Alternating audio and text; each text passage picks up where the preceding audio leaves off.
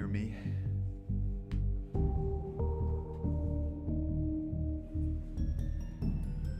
We'll still wait a bit for people to come in. Turn that music a bit.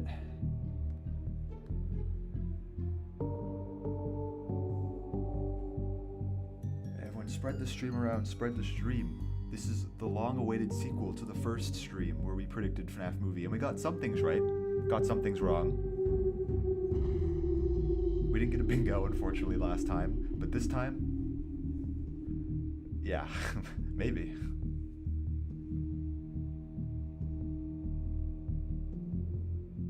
Johnny Blocks is also streaming, so watch both streams at the same time to support both of us. Support Johnny and support Hottest Dog. We're both pretty epic. Oh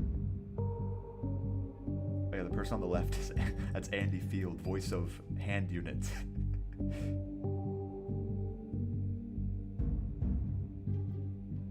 All right, so addressing the stream being a bit different.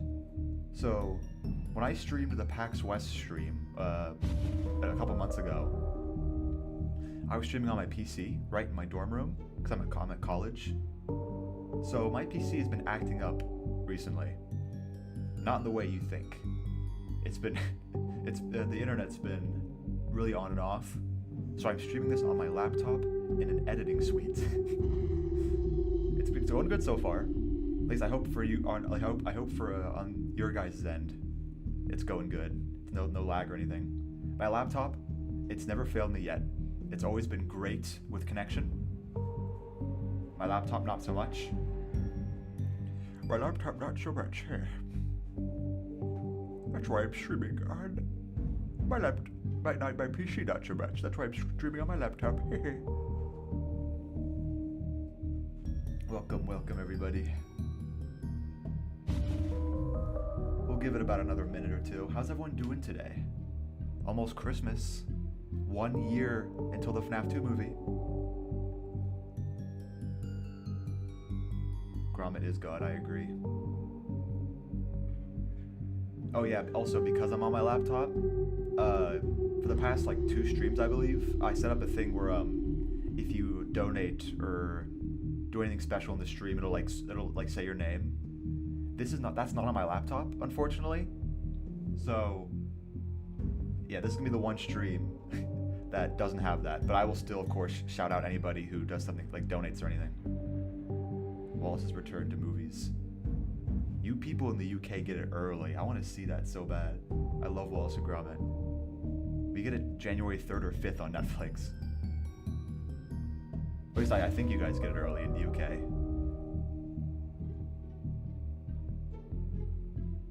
Merry Christmas or something. Yes, Merry Christmas, Happy Holidays.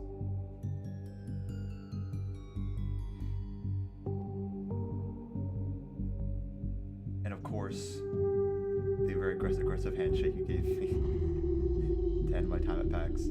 Oh, dude, I loved PAX. I still can't get over it. Me and Johnny, we're counting the days until we go back. It was so fun.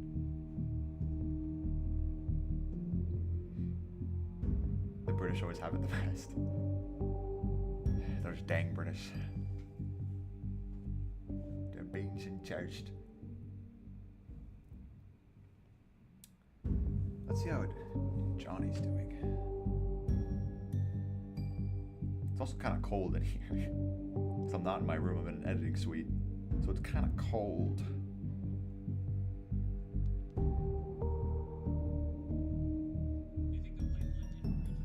Look, there he is. It seems like they're going with their own style. Yeah. I already did. I can't do Shadow Man voice. That's eBready. eBready does Shadow Man. Thank you, Midnight. Thank you for that.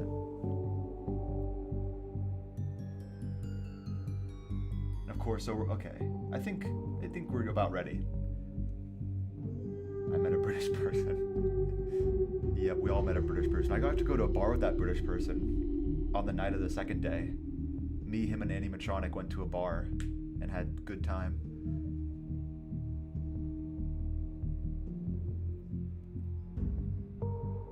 Hey, one day maybe Obese and Shadow Man will come back. Maybe we'll get more Obese reviews, because the shorts, I don't know, man. The shorts, I don't enjoy doing them, but I know I have to because YouTube. But they're not doing as well as they used to, so I just like to have fun with them. So I had Obese review one. I might have him do more. I think it's time we check in on Johnny Blocks, chat. Hey, we check in on Johnny Blocks. Got the bingo list up and ready. Let's check in on our good pal Johnny Blocks. FNAF 3 movie scarier and darker? I would hope so. Oh, what was that noise? Sorry, Freddy was in my room. Sorry. Had to get him go away. Freddy? Freddy, get out of here! There he was. Oh, he sounds sad. Yeah, it's because that was actually me screaming. I screamed really loud. He doesn't like it. Oh, I see. Yeah, how you doing, Johnny? Hot dog. What's up? I'm doing good. I'm doing good. Hello. Let's act like we haven't been in a call for 40 minutes already. We haven't been in a call yesterday for 5 hours either. Yeah, let's pretend we didn't. We did not stay up till like midnight. Yeah. Watching certain things. That's gonna be on stream for another day. Hello, Johnny's chat. Yes. Hello, Johnny's chat. Hello, hot dog chat. Everyone say hi to the other chat. Everyone rate the other chats. Guys, go to hot dogs chat. Go to my chat. You know, go wherever you feel like. Go wherever your heart desires. Yeah. So we got some pretty cool. I think comparing this bingo list to the FNAF 1 one, I think I like this one more.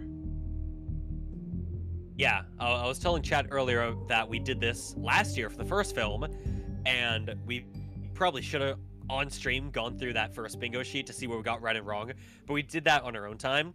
But this bingo board, I'm excited about. I think we got some good, interesting predictions that I'm curious what people think about. Yeah, I think some have, some are more likely to happen than others. Some that we probably joke about will actually happen in the movie, like we did with the living Tombstone in the first one. That actually happened. Right. Andy Fields, what are you doing here? Says David. Yeah, Andy's also a part of this. He's not gonna talk though. He's just gonna watch. He's got his Coca-Cola. Yeah.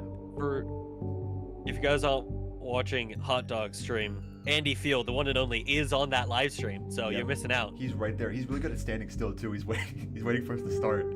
He's staring at me very intently. He's waiting patiently. Yeah. So I think we're just gonna get started.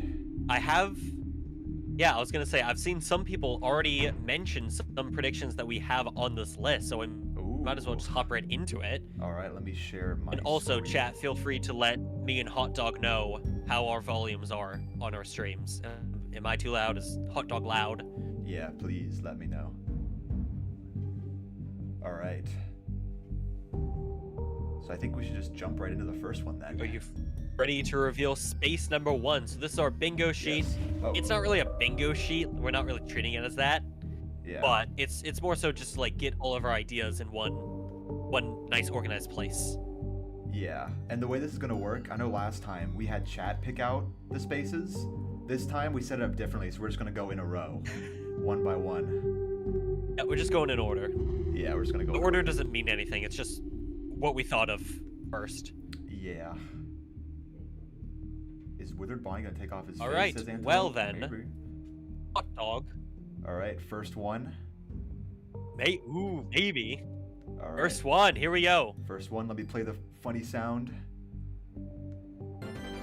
Oh, I spawned it. Whoa! Easter egg characters. Easter egg characters. I definitely wasn't late. Easter egg characters. So, of course, I think very high production here, guys. I think we're all familiar with the, the Easter egg characters in FNAF 2, such as Shadow Bonnie, Shadow Freddy, JJ, Endo 2, Paper Pals. I think. Right? So there's a lot of them in that game. Yeah, the thing is though, if you remember, Shadow Freddy, he was in the first one, with Sparky and all the other decommissioned animatronics. So I don't know if he's gonna appear in the movie. Right. What do you think? Maybe Johnny? he'll come back in some form that we might talk about later. Maybe. I think though, Shadow Freddy. I think you're a little bit delayed. I am. Just barely. You're good. All right. So, Shadow Freddy was in the first one. I'm thinking this is gonna be Shadow Bonnie's movie. He's gonna have the Easter egg somewhere. Mm-hmm. Whether it be another decommissioned Hello, animatronic. Doggo. Is Doggo here? I'm stealing this idea, Johnny. Thanks, bye. What? He What? came into the stream just to steal our idea? Now he's stealing. He's What's stealing really things funny you can't about this? steal. What's really funny about this is that while we've been setting up this stream, Hot Dog and I keep joking, like, Dawko's gonna go live Saturday and do a predictions video. And it was true! It was true. He's stealing the idea! He's stealing our idea. You know what? We'll do our own charity thing on Saturday. Yeah! And we're gonna auction off, I'll auction off Johnny Blocks.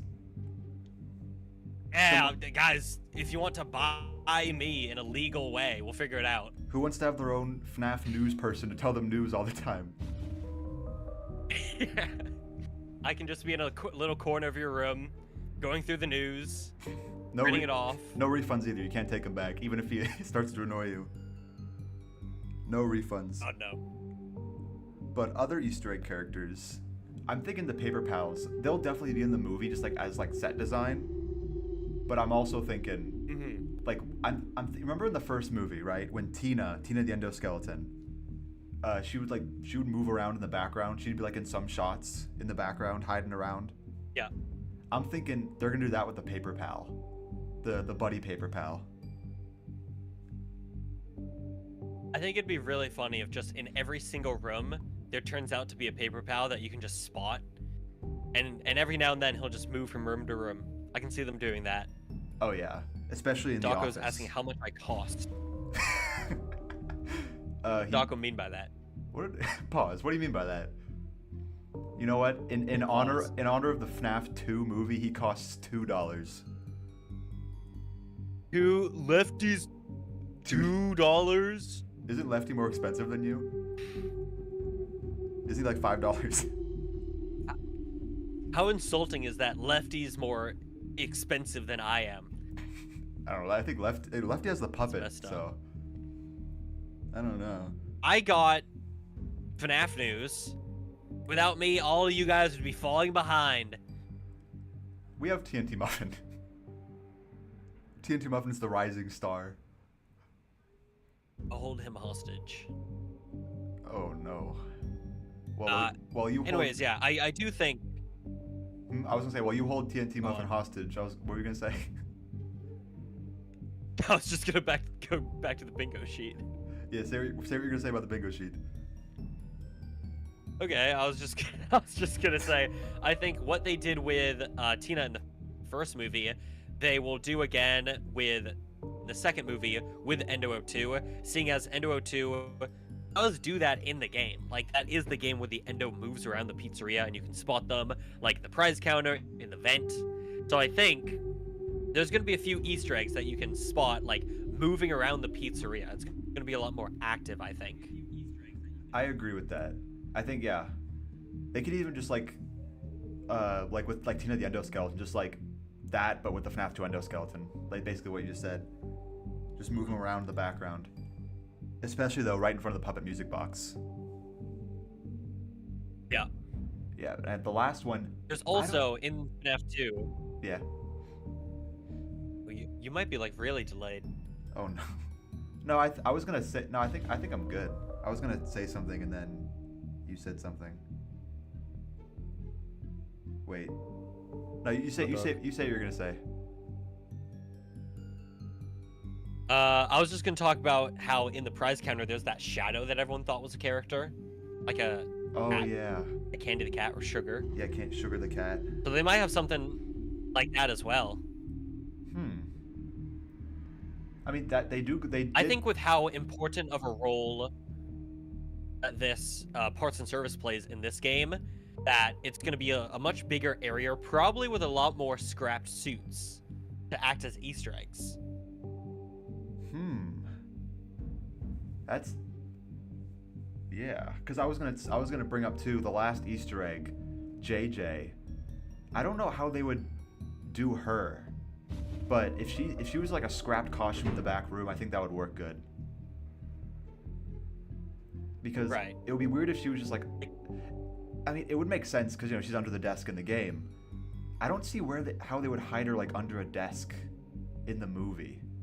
Because, you know, she's different. She's not like a shadow animatronic. She's not an endoskeleton. She's a female balloon boy for some reason. It would be interesting if they keep the balloon boys being like little mini figurines, and it's the same exact gag where he like looks under like he sits down at a desk and he looks down and there's a balloon boy figure right there, and they just reskin the balloon boy figure as JJ. I can see them doing that. Yeah.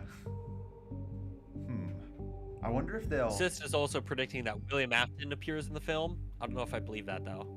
That's kind of a stretch. I mean, he died in the first one. Didn't you see the first one? Come on, man. It's not like it comes back or anything.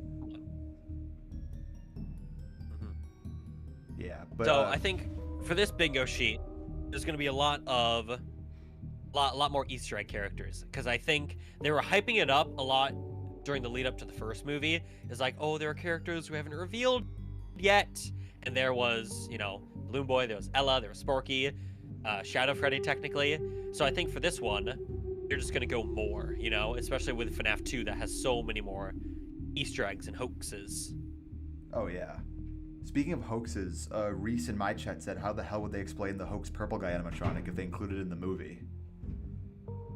I don't think that is a very popular FNAF 2 hoax. I don't think they could fit it in the film. I think it would require some explanations that they wouldn't give. Yeah. Sparky's easy to explain away.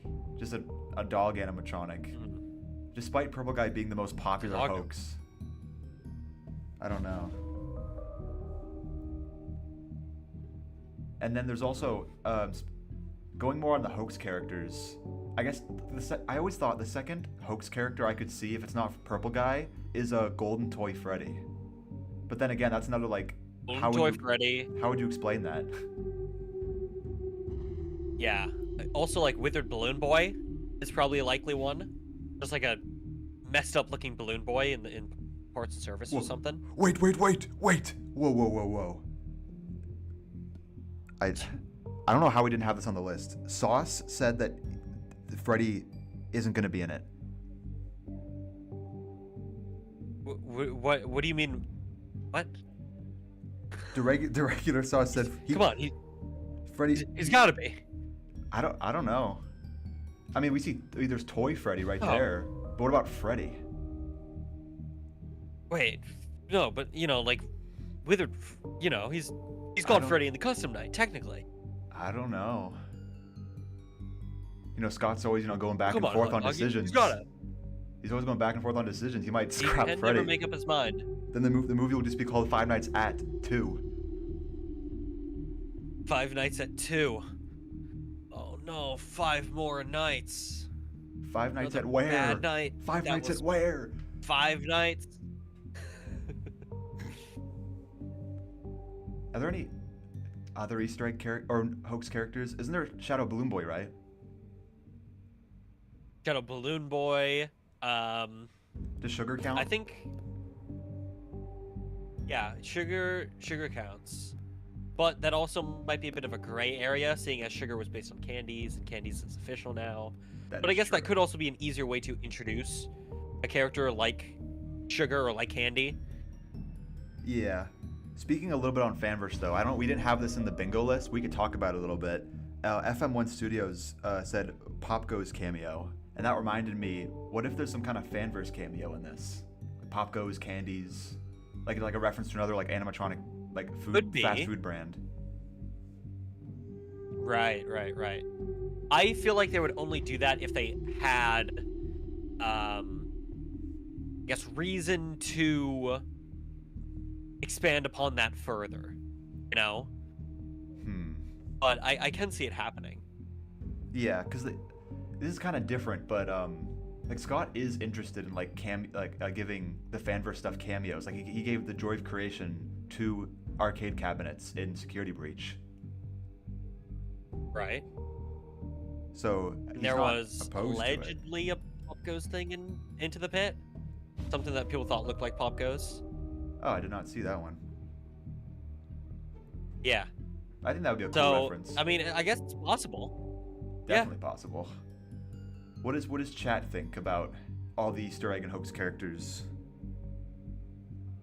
Chat, what Easter egg or hoax would you most want to see?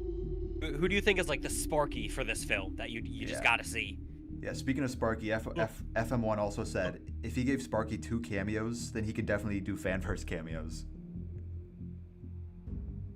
Yeah, or maybe just really liked Sparky. He really liked Sparky. Toy Sparky. Mm-hmm. They could bring Doggo back. Salvage. I feel like if they did Salvage, they'd save that for 3. Yeah, that's a 3 is a bit more of a FNAF 3 Salvage's alley. Phantom Bonnie, chat. These are FNAF 3 things. We're talking about FNAF 2. 𝐀𝐞𝐬𝐸𝐸𝐸𝐸𝐸𝐸 Markiplier animatronic. The Markiplier animatronic. What if that's Markiplier's cameo? Markiplier animatronic.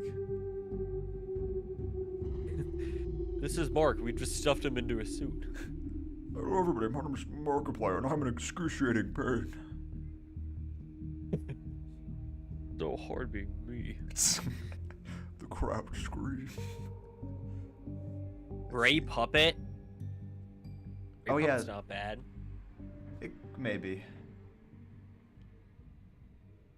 I guess this doesn't really count, but it's kind of interesting. Cowfox the Fox said, do you think we'll see Mangle before she was mangled? Reference to Mangle. Only if they do flashbacks, which they might do. I think so too, or some full body posters of the animatronics.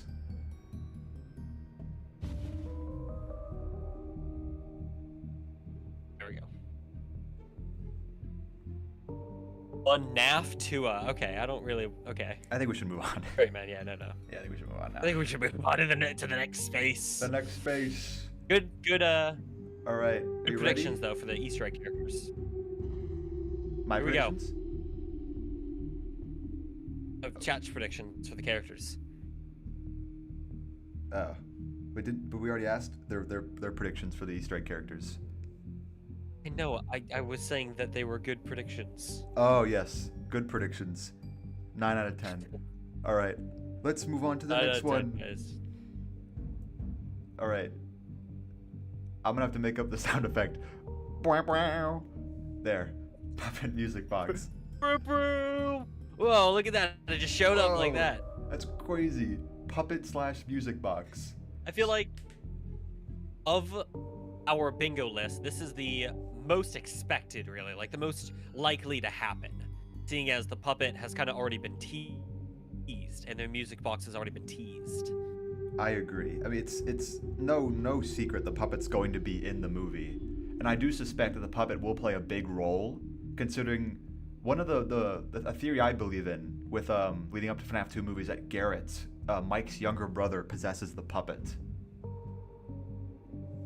That's a pretty popular theory. I do believe that because the credits, the movie played, we all know it played the iconic music box theme, and then it had the FNAF 2 code, or the FNAF 2 voice say, "Come find me."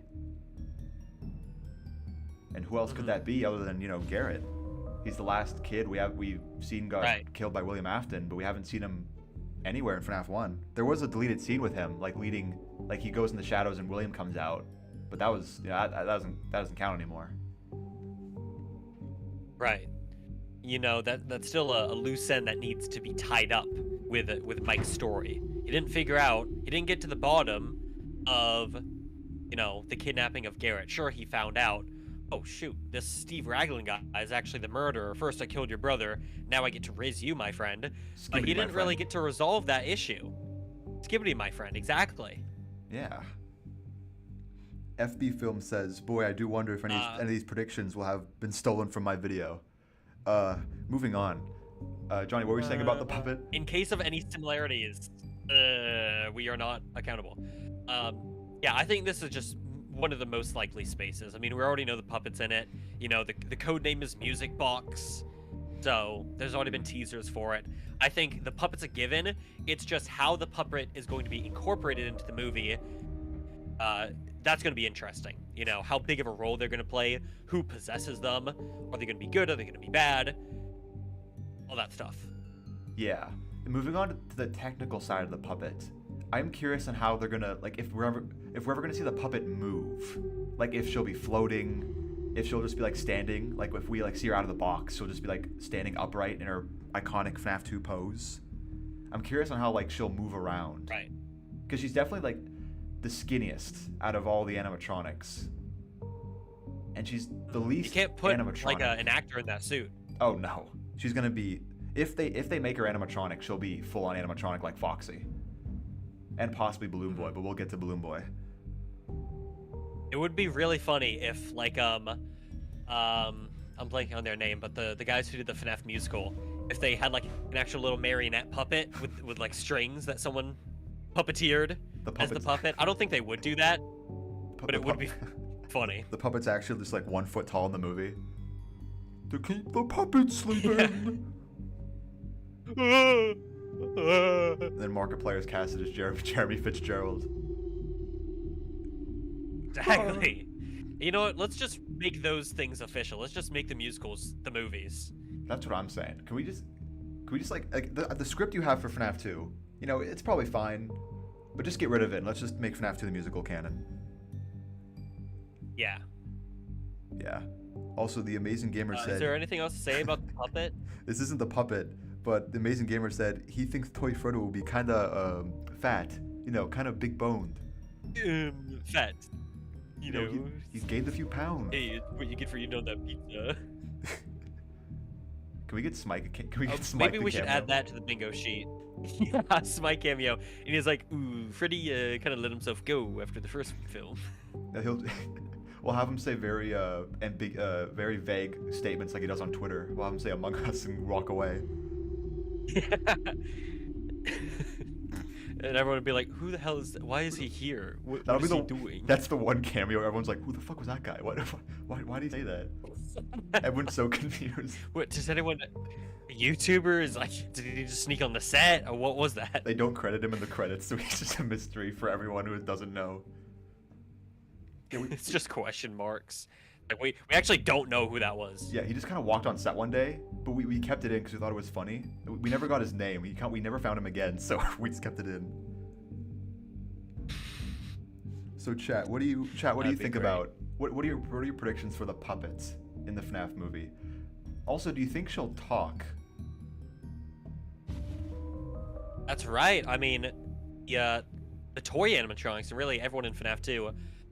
Unlike the majority of FNAF 1, they actually have voices in like UCN and FNAF AR. Yeah. So it's going to be interesting if they give them voices or if they just keep singing the songs, the same song over and over again like they did in the first movie.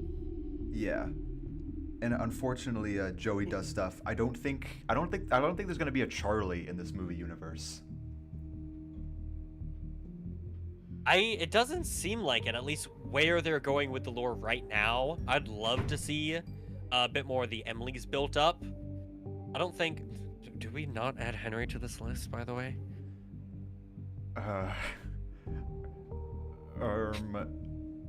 Wipe sweat off brow. Anyways. Yeah, I don't know. I'd love to see the Emily's built up with like Henry and Charlie. I don't know if they'd go through with like Sammy and all those guys, but it seems like right now there might not be a Charlie. Yeah, because Tracy just said she's still kind of torn if they're gonna adapt the Silver Eyes Charlie, which would be peak, or if they'll still make her the puppet. It's hard to say.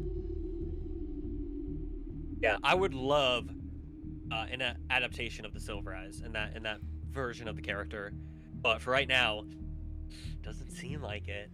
Yeah, it seems like they're going with Garrett. One more thing about the puppet too, with the puppet speaking. For the first movie, the way the animatronics spoke was like through the kids that possessed them.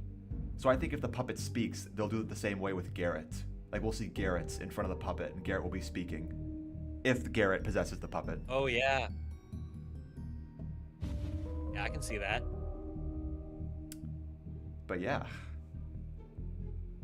It'd predictions all around. I believe our next one is one that people have been spamming a bit.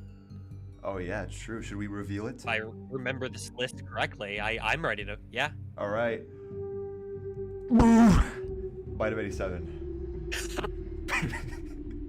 Was that the bite of 87? Was that the bite of 87? See, this one. Will Markiplier be in the movie and Soy Jack and go, was that the bite of 87? Or will he be bit? Or will he do the bite?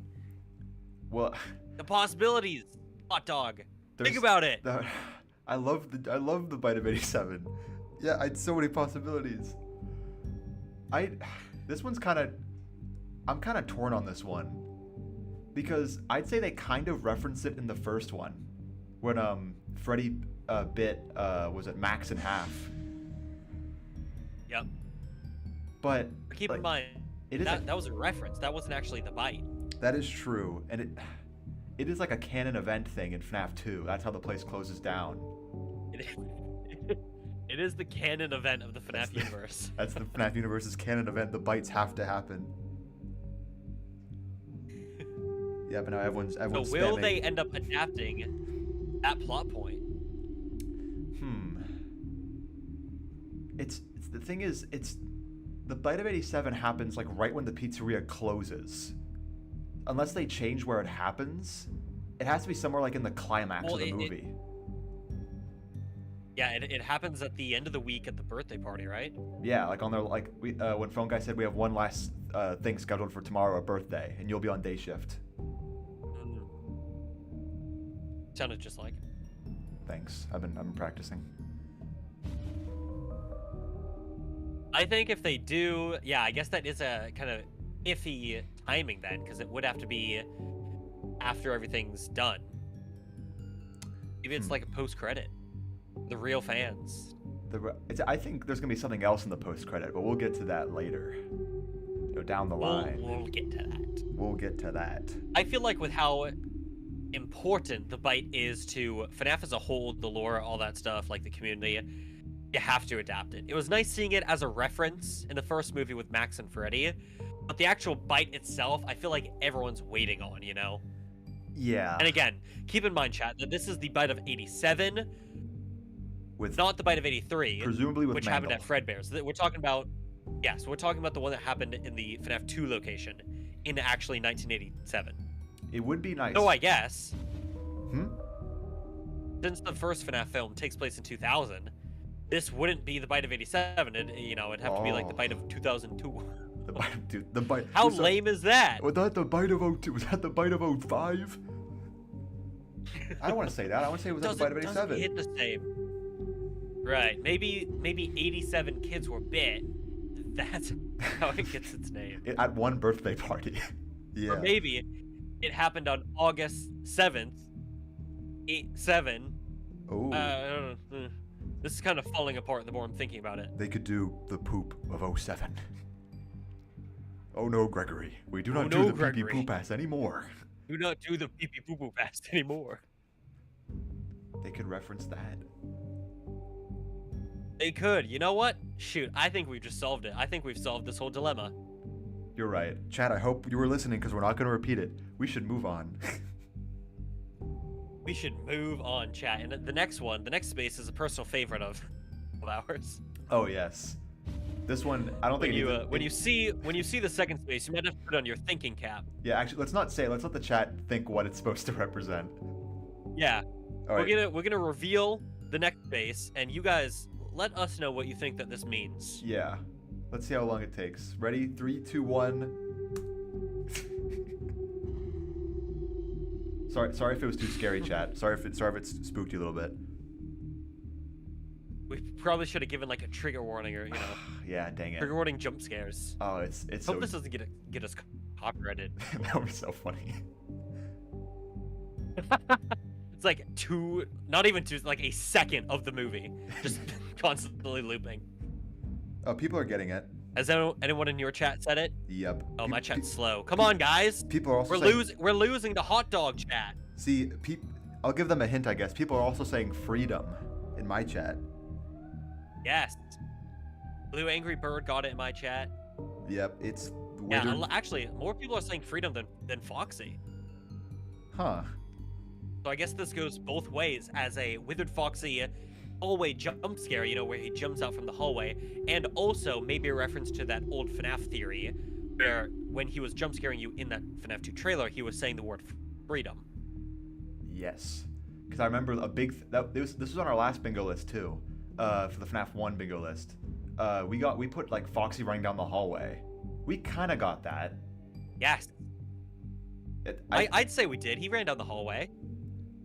It wasn't like a classic, you know, you like fully see him maybe on the cameras, but he did run down the hallway. He did, even though he kind of skipped the whole running part. You know, they showed it. Yeah, but maybe, you know, they're gonna give us a clearer shot of Foxy jumping this time. So I can only imagine how many puppeteers that's gonna take. Or it just could be CGI. Because if you think about it, like that shot's probably gonna be only like a second long. So I could see them just doing like a CGI shot. Because it's kind of different, but like for 𝐀𝐞𝐬𝐸 jumping off of the plate, they did use CGI for that. That's good. Not for the one where he attacks William, but the first one definitely, when he attacks Carl. Yeah, with Carl. Yeah, not with AI animation, Jagger. Not with AI. No mimic yet. He's not in this one. I think with how, you know, fan servicey these films can get, this is one of the things where it's fan service, yes, because it's a, you know, really cool jump scare, but it's also just accurate to the games. Like that's what Foxy does in the games, and so far they've been pretty accurate in terms of like how the animatronics, you know, look and how they act. Yeah, I agree. It would definitely do a service to the second game, showing off that jump scare. And I don't know, actually, this might fit in later, but I guess I'll talk about it now. The FNAF 2 Scream. Because they used the FNAF 1 Scream in the first one. They somehow got the rights to that. Yes. So I think that we're definitely going to hear the FNAF 2 jump scare in the second movie. Yeah, I think those are just staples that you just got to have them in there. Yeah, I'm sure if it's used by somebody, I'm putting my money on Withered Foxy when he jumps at Mike. Right. I think Foxy is just the go-to, because I mean that's where they use the first FNAF 1 sound effect with the jump scare. Yeah. And I feel like with how impactful Withered Foxy's jump scare is and can be, I feel like they're gonna save it for that moment, you know? Yeah, that's true.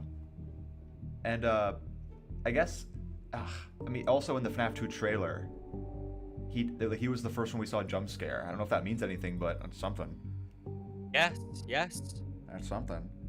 Chat, what do you think? Crash from the 𝐀𝐞𝐬𝐸 dev team shouts out. Ooh, okay. Wants to see a 𝐀𝐞𝐬𝐸 reference in FNAF 2. Thank you for the $20 donation to say that. I'll slip a little $20 bill to Jason next time I see him. Be like, hey, this is from a good friend of mine. Maybe if you donate a little more, maybe we can persuade him to give us what we want. You know. Yeah, maybe you know. Let's see. See what he says.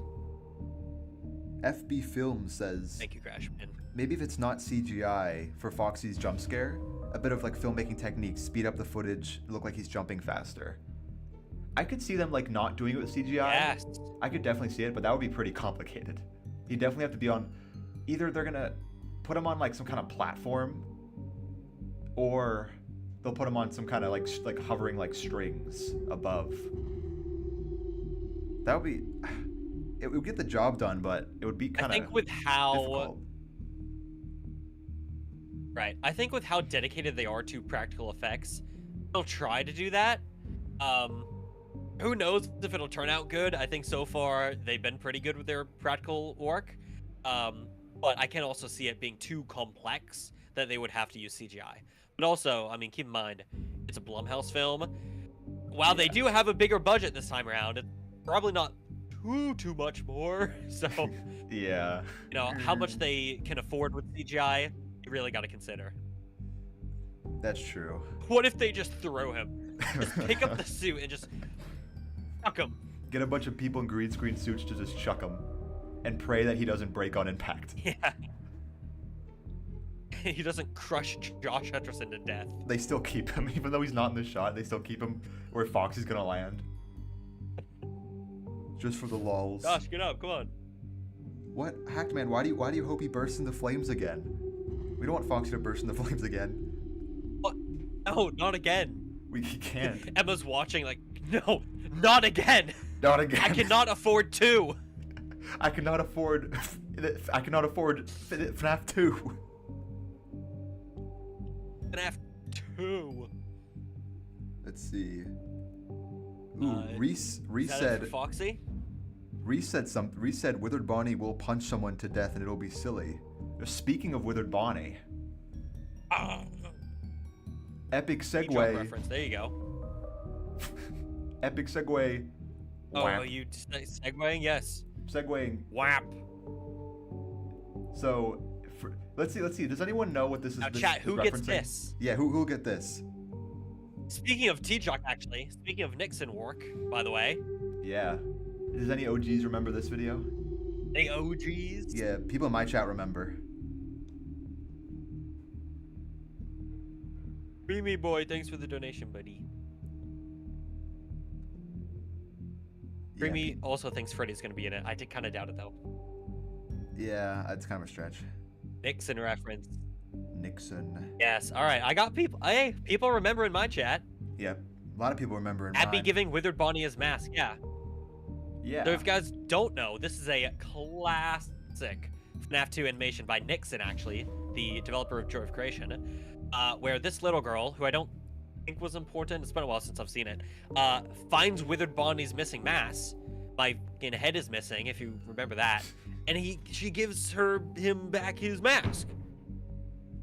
She gives him back the mask. Explain that well. I think you did. Round of applause for Johnny Blocks, everybody. Claps in chat for Johnny Blocks. He goes, thank. He goes, doesn't he kill her though? Yeah, Bonnie killed her. No. Yeah, Cooler Band's backing me up. Yeah, Bonnie does. But I don't think that's gonna happen in the movie. So it'll be interesting. It'll be interesting if, Abby gets along with the animatronics really well, as we've seen. Maybe she sees all the broken, withered animatronics, and she's like, I want to help you guys. So she goes to find Bonnie's missing masks, maybe tries to repair them, because I'm sure the spirits possessing them aren't going to be too happy about having a destroyed suit, I agree. They would not be happy about that. I wouldn't be happy about that. But I'm not Freddy Fazbear. It would also kind of reference Cassie, right? How she wants to help the animatronics. Oh yeah, kinda. A little bit. Johnny Blocks. A little bit of a stretch, but Johnny. Yes. What is a certain somebody says, what is the chance Puggo dies in the movie? Oh, do we tell him? Ooh. How do we tell him? Ooh, wait. Oh, sorry. I got the script here. It's off camera, but flipping through. Oh, Puggo. Oh. He's actually the first kill in the movie. Oh, no. Sorry. Yeah, he's the old night guard that gets. Let's just say. He doesn't. He kicks the bucket. Let's say yeah. Let's just say. He also says. Tom in chat just said, "I hope we see." Go on. Oh no, yours is more important. You say it. I was gonna say, Tom in my chat says, "I hope we see a flying withered golden Freddy head." Interesting prediction. Speaking of withered golden Freddy head, we probably should start picking up the pace with these bingo sheets. Yeah, or I shouldn't. Maybe I shouldn't have just spoiled what's going to be later in the bingo list. Anyways, Puggo said. I thought it was the next one. Oops. I don't remember what's next. This is all blank to me. I only remember the really special one in the middle. The really special one right in the middle there. Yeah, that's right. We got some good ones coming up, guys. Yeah. Oh yeah, I did want to say one more thing about Withered Bonnie though. So if you remember in the deleted scenes for the first one, we saw like unwithered Foxy, just like an aspect of like a withered animatronic seeing them unwithered, like for the first time, officially. So I would not be surprised if we if Abby's the one who gives Bonnie his face. I think at some point in the movie we will see like Bonnie's face or maybe even the full unwithereds. I think there's a good chance for both. Right. I think that would be a perfect way to show off those unwithereds, because we've been waiting, I mean, since FNAF 2 basically, for an yeah. official look at those guys, and we got that in My Pop Goes, which, you know, technically official because it's Fanverse, but you know, it's not really, you know, it's not canon to FNAF, so not canon to FNAF really. So I feel like seeing the unwithereds finally, and it's up on the big screen. I mean, that'd be amazing. So I think that's a great idea right there. There's even debates that the unwithereds never existed. So it'd be cool if the movie showed off the unwithereds. Quit squashing my fun is what I have to say to those people. Let me have my fun. I'm on the internet to have fun, you guys. Come on. Speaking of having fun. All right, are we ready for the next one? Let's see. I'm scrolling through chat real quick. Is that a see if they got segue? anything else. Oh. But if you want to look in my YouTube chat real quick and scroll up, I won't say it, but Puggo said something really funny. You won't say it? Is it weird? I mean, it's part There of is a car. There is a car. There is a car. I'm running out in the road. My name is the fucking mimic. Oh yeah. Classic song, you guys. Classic song. Classic. But that's Mimic. That's not FNAF 2. Right. I mean, eventually, with this expanded trilogy, they might get to a Secret of the Mimic thing. That would be so weird. I can't even imagine that yet. Forget the Mimic on screen in his own movie. But that's the years away. I shake my Mimic in my own movie. My Mimic. Speaking of hot dog. What? I think we should move on. Oh my god. Every time you like say something loud, like oh or hot dog, I think something like really big happened. I'm unaware of it. Hot dog. Let's move on. I'm going to leak your cameo appearance. No! I'm in FNAF 3. I'm not FNAF 2. I'm in the desk on FNAF 3. Oh, that's right. Sorry. Yeah, it's okay. Like everyone kind of like assumed. Actually, you know. we need to add that to bingo as well. FNAF 3 bingo. FNAF 3 bingo, hottest dog cameo. Definitely gonna happen. Hottest dog cameo on the desk. FM1 Studios says right, both you guys are focus. unsavable. Next one. BB stock voices. Rude. Oh shoot. BB stock voices. BB / stock voices actually. Yeah, sorry. I can't read, sorry. So this kind of goes back to the Easter eggs characters one where it's like the Balloon Boy is coming back, or I guess how is Balloon Boy going to come back? Because last time in the first film, he was a little figurine that just kind of lurked around the pizzeria and got jump scared every now and then. But is he going to be the same figurine? Is he going to be a proper animatronic? And if so, how's he going to talk? Is he going to talk? Are they going to get the license for those stock sounds? Are they going to have Scott Cawthon voice him? I would love that. As like a 50-year-old man. Hi. Hello. That'd be the most come out of Balloon Boy. Hello. That's Markiplier's cameo. He voices Balloon Boy. Hello. It's so hard being me. Or they can have Dawko's Balloon Man. That's true. I've been waiting for him to come back. But another thing about Balloon Boy. Did you see his signing stream? I did see. Day? I did see it. He did the Balloon Boy, brought him the back. Balloon Man thing. I am Balloon Man. I come from down the lane. He do it as well as he does. God bless Dawko's soul. Bless up, Dawko. Bless up. But for BB, something that was interesting though, when they showed all of the behind-the-scenes stuff for the anniversary, like I don't know, I'm not sure if this means anything, but they showed like they showed all the toys, like Toy Freddy, Bonnie, Chica, and Mangle, and they showed Withered Freddy, Bonnie, Chica, and Foxy. Like obviously they're gonna keep Golden Freddy and Puppet a secret. It's just weird that they didn't show anything about Balloon Boy. Especially because we have technically already seen him in the movie universe, albeit, you know, again, a figurine. Yeah, but I do feel like fans would be upset if he wasn't in this one, because this is his game. This is where, like, This is his game. This is Balloon Boy's game. This FNAF, everyone knows We'll FNAF 2. often call FNAF 2 Balloon Boy's game. That's what I When always you think call of FNAF 2, I mean, whose face comes to mind? Exactly. Yeah. Him. and J-Top dressed up as Balloon Boy during PAX, so sometimes they even call it J-Top's games.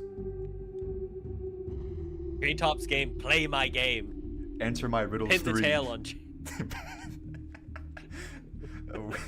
You had to be there, chat. You had to be there. But You had to be there. None of you were. Balloon Boy's world, and we are all living in it. That's true. It took me 10 years to realize that. Crash. Very quickly before I forget, Crash. This isn't related to the bingo sheet, but thoughts on a Fazbear Frights TV show. I really hope they make it. Yeah. Honestly, I want that more than another film trilogy. Maybe hot take. Really? I think. Yeah, I would think so. In terms of like what comes first, I would want a TV show of Fazbear Frights before another trilogy. But I think that would, yeah. I mean, Scott even said that he would be interested. So I think that there's high hopes for that happening in the future after the third movie. And then when that gets announced, we can do a bingo sheet with all of our book knowledge that we absolutely know. Yeah, like that funny, everyone's favorite orange rabbit, Ralphie, from that one book. Yeah, Ralphie. Ralpho. Ralph, wreck it. He's gonna wreck it. Wait, no, that's a different. Oh, that's not his catchphrase. I don't think that would be his catchphrase at a children's campsite. I'm gonna wreck it. But I love. Wreck it. Side tangent. Last thing about the side tangent. But I loved when Scott told the story about the backstory of Ralpho and like his story. Oh and yeah, he's like, that was amazing. Like the clowns, they're somewhere. They're coming for me. They're coming for my family. Watch out. Watch out to my wife. They're coming for them. They're coming. They're powerful, and they're coming to the games. They're coming to the game. They're coming to the books. I'm making them. They're real. I made books about them. I can read, you guys. Don't worry. I can read. Balloon Boy. We're getting way too off topic. Balloon Boy. Balloon Boy. It's only been an hour where we've gone through. Do you think they'll find a person? Balloon Boy. Do you think they'll find a person to play Balloon Boy? Wear Balloon Boy's costume. I would imagine not. I feel like he doesn't have to move around. I wouldn't want Balloon Boy moving around. I just want him like in a corner, in the area, in the prize area, and then he just goes hello. Yeah, I feel like you don't need to do much with Balloon Boy in the movie. I kind of hope that they, instead of going off the FNAF 2 design, I kind of hope they just like upscale the figure design, because that figure design was pretty creepy. Yeah. Maybe a little too creepy as like the actual animatronic, but I think they did a pretty good job. You just gotta upscale them a bit. Yeah, but we'll see. Now everyone's making so many wild Balloon Boy voice suggestions. Balloon Boy voiced by Justin. For, like voice actors. Keith Silverstein, Justin Bieber, Snoop Dogg, Weird Al Yankovic.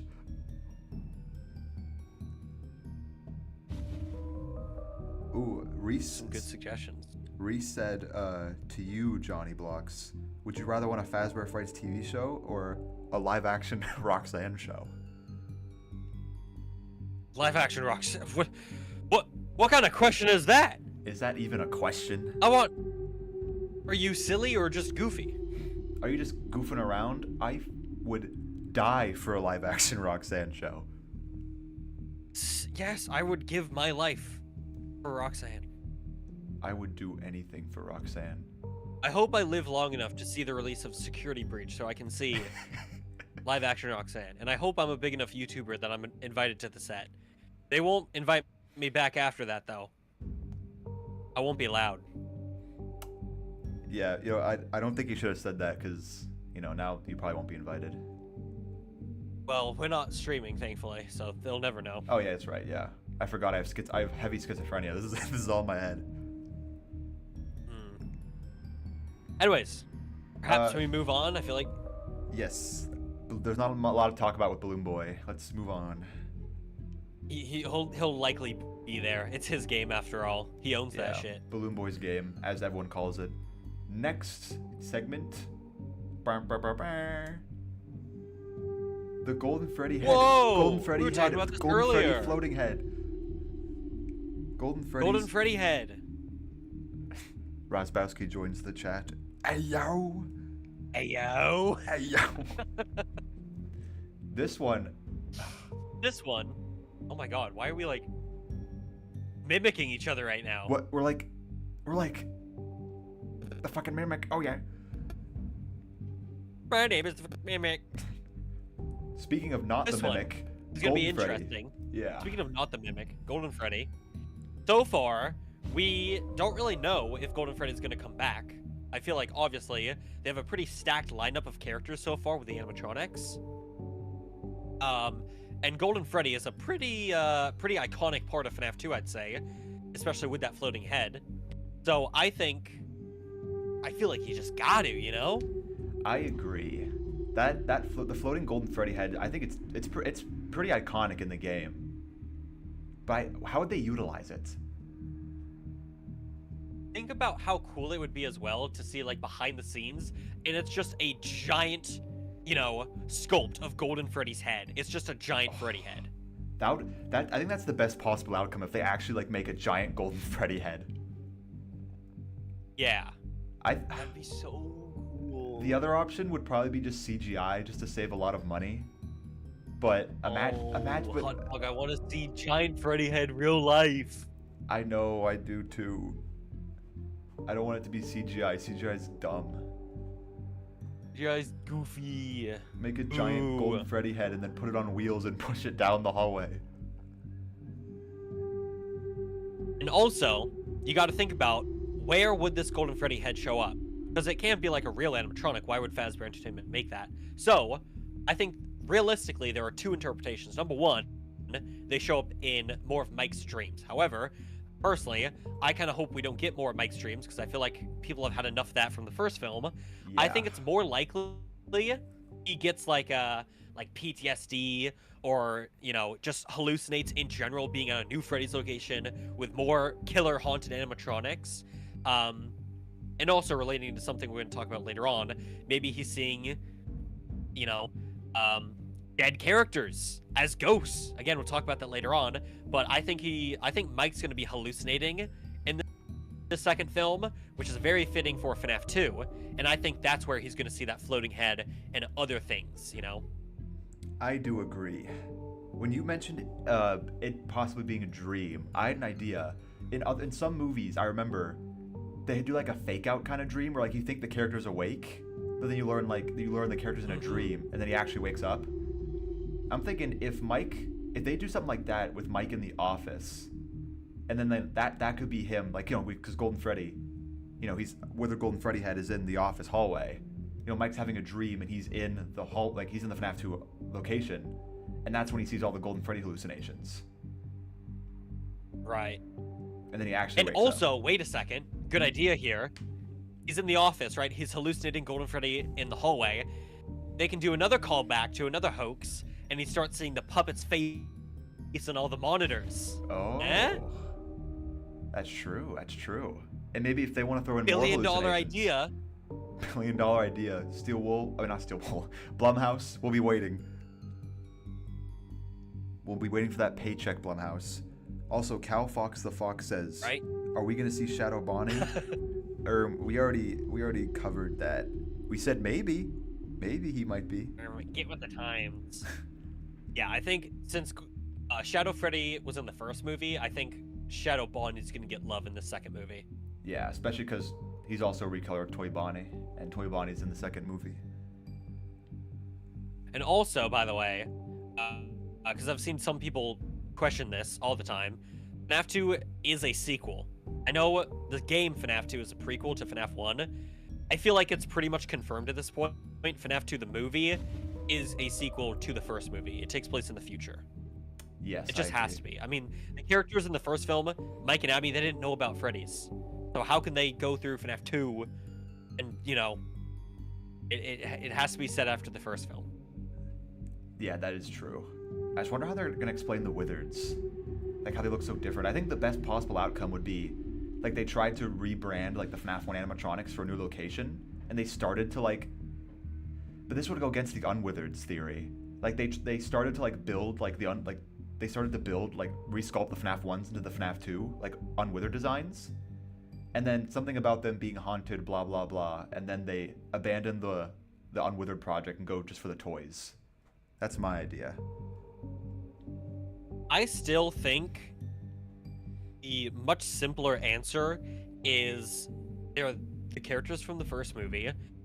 They got all ripped apart and torn up after the place like collapsed at the end of the first film, and because of that, and they're all beat up and they got collapsed on with the building. They're just mad. They're just angry. They're just upsetty spaghetti.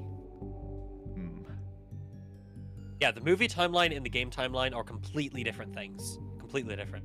Yeah.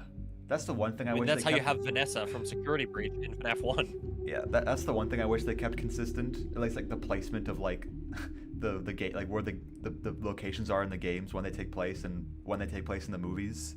I wish they kept that consistent, but what are you gonna do? Yeah, I can understand that. Yeah, but I think that's everything about the Golden Freddy floating head. Let's see what chat has to say. Yeah, I didn't really talk much about Golden Freddy besides how it could be utilized, but I think again it's a really iconic part of the character, very iconic part of the game.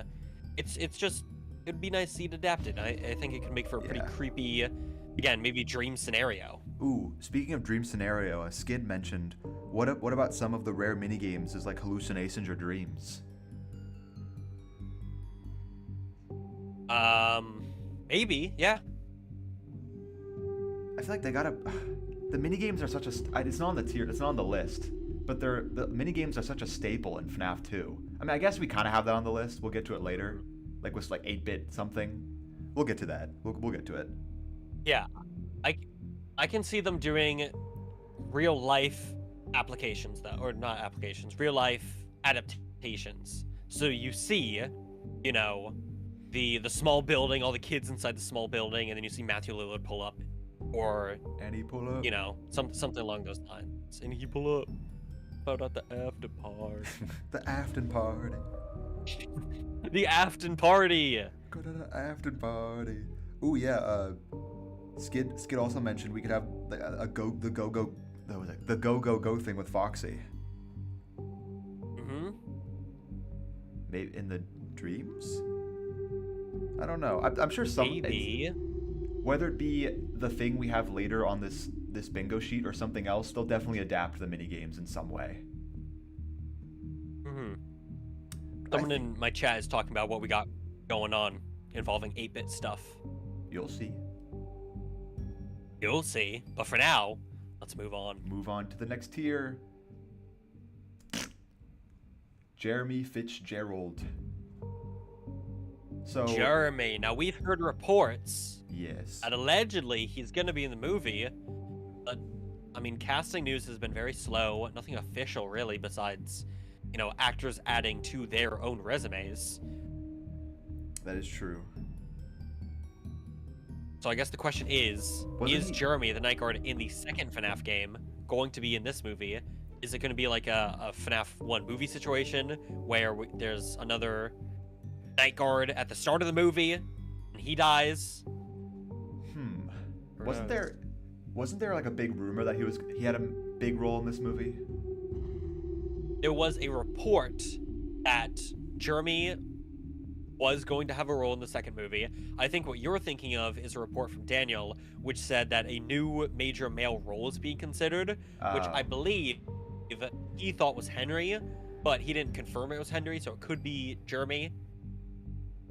Safe to say, there is some new major male role, new major male character. Could it be Jeremy? And if he is adapted, is it going to be like a two night guard situation? So you got Mike working, you got Jeremy working. Is it going to be Mike after Jeremy? You know, what's going on? Or maybe they just don't adapt Jeremy at all. Or maybe Jeremy is the Bite of 87 victim, and we would just see him at the end of the film. That is true. Oh, John FNAF. A thing he's curious about, if the animatronics, especially the puppet, will have voices in the next movie. We did talk about that a little bit, John FNAF. if you remember in the first movie, the way the animatronics spoke was through the kids. Like specifically, like one scene that came to mind was when Golden Freddy went to Abby's house, and Abby started talking like she said like Not Freddy. Yeah, not Freddy, not Freddy. And then like everyone still thought that was Freddy. But anyway, I think it'll be like the same way with that, where we'll like, if we also mentioned that Garrett might be the puppet. If Garrett is the puppet, I think if the puppet ever speaks to Mike, we'll see like Garrett in front of the puppet, like how they did with the Golden Freddy kid in front of Golden Freddy. It'll probably be something like that, I'm guessing. But for the animatronics themselves, I believe it'll be like the FNAF 1 movie where they just like sing songs on stage. Right. So when the animatronics talk, it'll most likely just be like singing a song on the stage. But when they actually, I guess, talk, it'll be the spirits, if that makes sense. Yeah. Basically what you were saying. Yes. Also, Skid, thank you for the $5. You're a true Chad. But Jeremy Fitzgerald. So we talked about I wanted to bring up something else about Jeremy. I think my idea for Jeremy was he would be a new night guard, and somehow Mike would like befriend Jeremy, so like he'd be able to get in with Jeremy like during the night guard shifts, because I'd imagine like the movie's moving forward, Mike and Abby are gonna try to help the spirits with Vanessa, or just like try to keep the people out of danger of the animatronics, because they know how dangerous the robots are. Something like that. So Jeremy has to are have you some saying kind of that role. he would? Are you saying that Mike would take on kind of the role of like Vanessa in the first movie, like warning Jeremy, like, hey, these robots, they're possessed, they may try to get you. Is that what you're thinking? Yes, but executed better, you could say. Right, yeah. Yeah, that would be cool. I can see that cool being parallel. the case.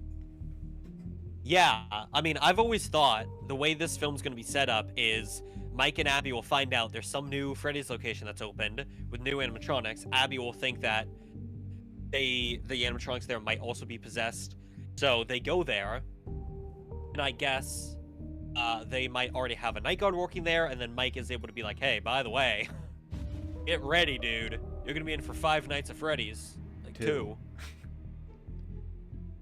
I think he's gonna say that. So I can see that happening. Yeah. Right. You're telling me. You're telling me I have to stay at 5 Nights at Freddy's? Well, if you're staying, I guess I'll be staying 5 Nights at Freddy's too, says Mike. But other than Jeremy Fitzgerald, Boys are just AI, aren't they? What's just AI? Who knows? I mean, someone said that the only possessed characters are the Withereds and that the toys are only AI. We do see missing kids in the FNAF 2 location that presumably go on to possess the toys.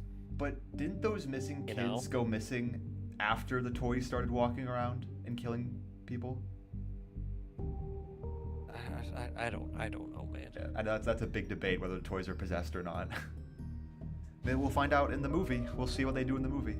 Maybe we'll find out in the movie, and I think that is actually a bingo board we have coming up. Oh yeah, it is. Yeah. We'll talk about that later. One more thing about Jeremy Fitzgerald. Talk about that later. Kind of on the topic, because I don't think we included this guy. What about Fritz Smith? He's another character in FNAF 2. Even though he doesn't play a big of a role as Jeremy. Isn't he the Bite of 87 victim? That's what we all suspect. By trolling. Yeah, Jeremy Fitzgerald was like the main night guard throughout. I believe nights 1 through 5 or 6. 1 through 6, I believe, and then Fritz's custom night. Yeah, and then Fritz. Yeah, because That's Jeremy right. was fired. Some guy's like, oh, why are you back here? Yeah. Okay, yeah. I wonder if Fritz will make a little appearance. I don't think so. I feel like 3 night guards might be a bit too much. Yeah, but even just like someone... But it could also be a thing where it's like... He just shows up at the end and he's like, huh. Hey, I'm Fritz. What leaves. the hell happened here? Hey, Fritz will return at Five Nights at Freddy's 3. Whoa! Does that mean a Fritz Smith movie? Oh my god, a Fritz Smith spin-off film? Everyone claps and cheers. This is cinema. This is cinema. I even think like just someone named Fritz, like someone else just randomly named Fritz would be enough of a reference. Right. But I can see that. Actually, that sounds like something Scott could do. yeah. Speaking of Scott, I don't think we have this included on the list. Someone, 𝐀𝐞𝐬𝐿 mentioned, will we see Phone Guy?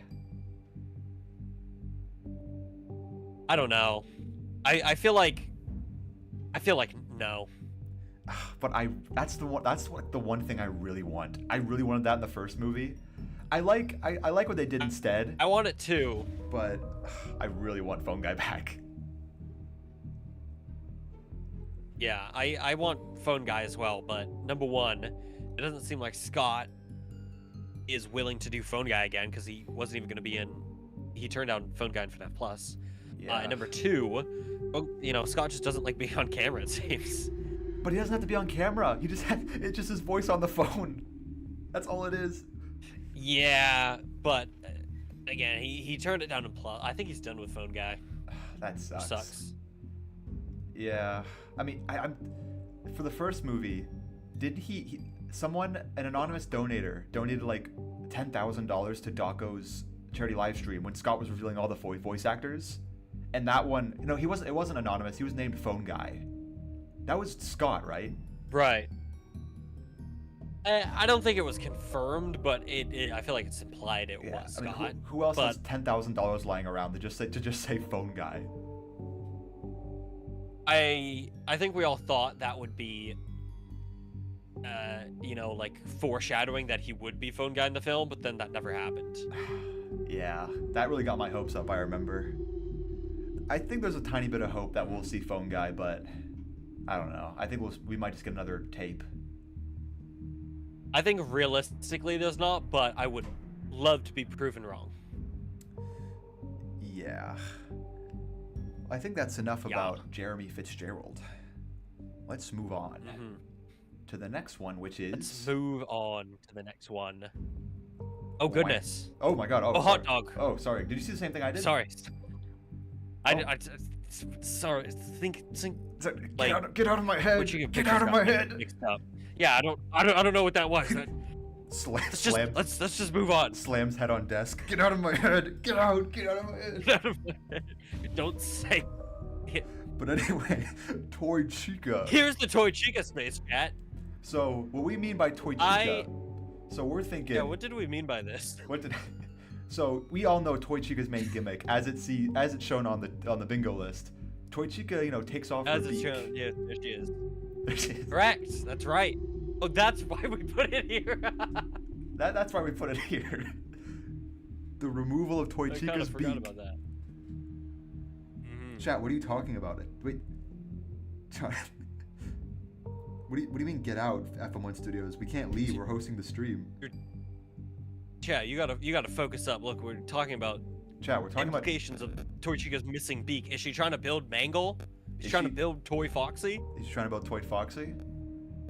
But I think this is definitely like a given. Toy Chica's beak will be removed in the FNAF 2 movie. Discussing Films will report it first. And they will say Toy Chica's beak will come off in FNAF 2.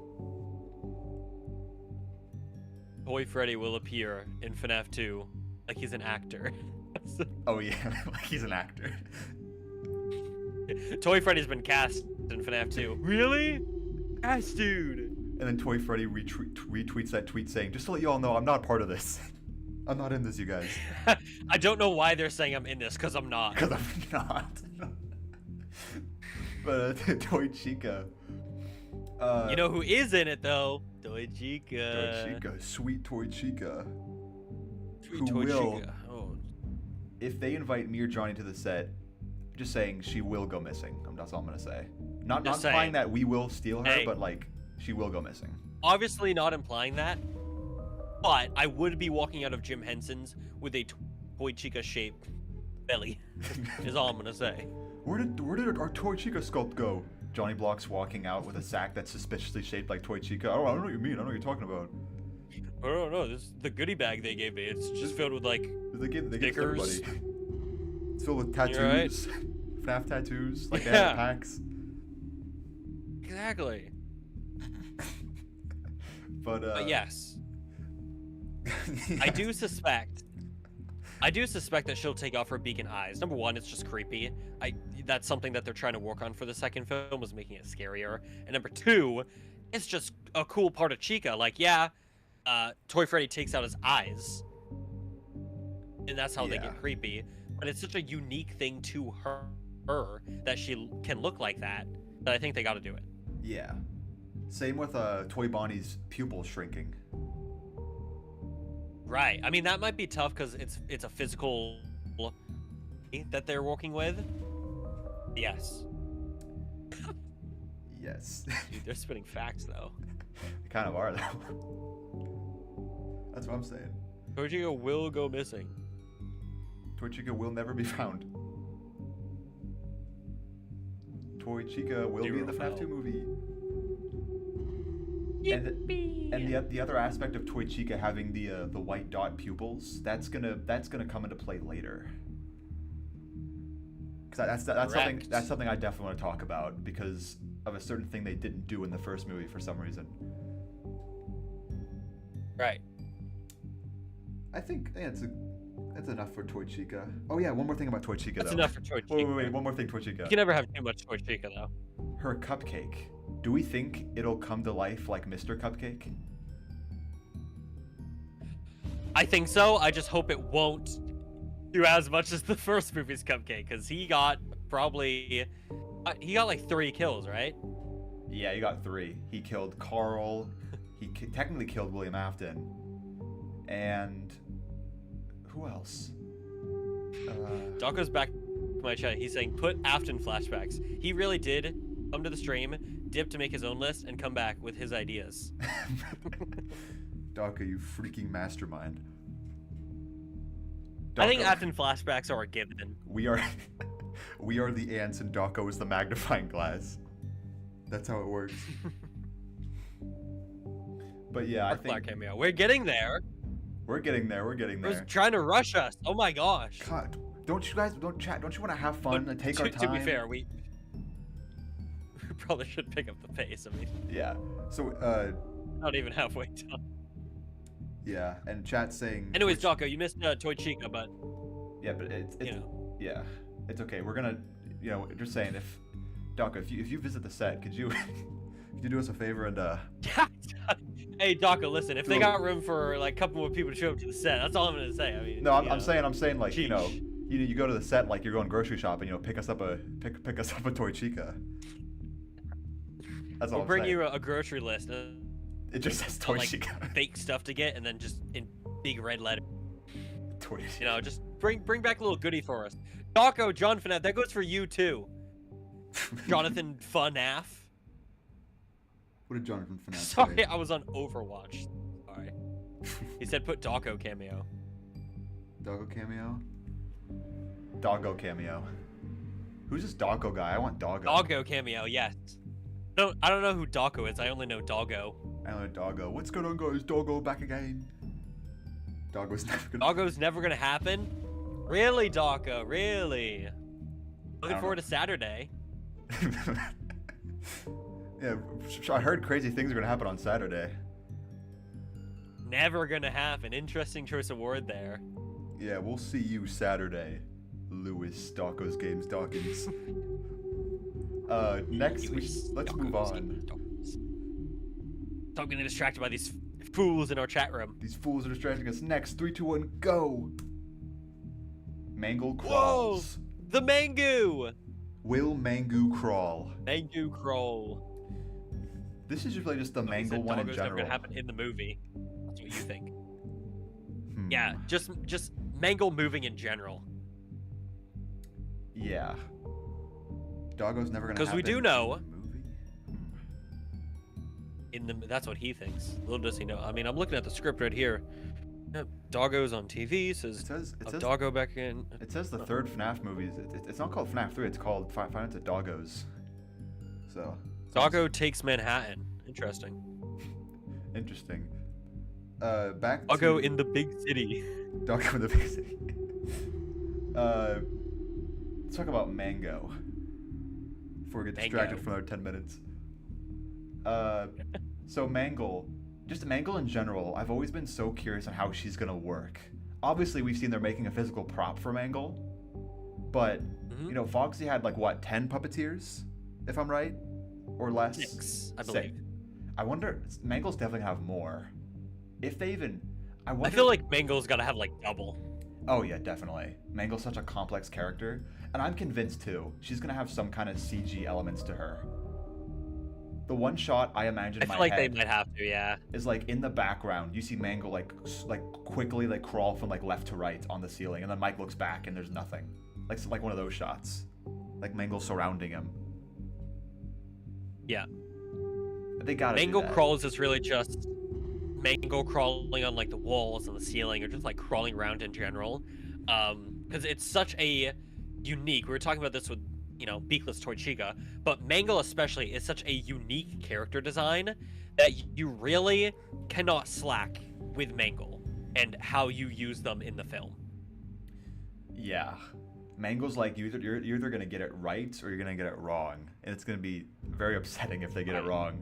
But I have faith they're gonna get it right. You cannot treat Mangle like any other character because they are just perfect for creepy scenes like that. You know, like again, like you mentioned, dark hallway. Like you just see her, or maybe just hear her even, just like crawling around. You can like barely see her in the shadows, crawling. Yeah, if they don't do shots like that, I'll be so disappointed. But they'll whatever they do, I'm sure they'll make Mangle look creepy, and I'm sure they'll also bring back the static, that like Mangle's iconic static.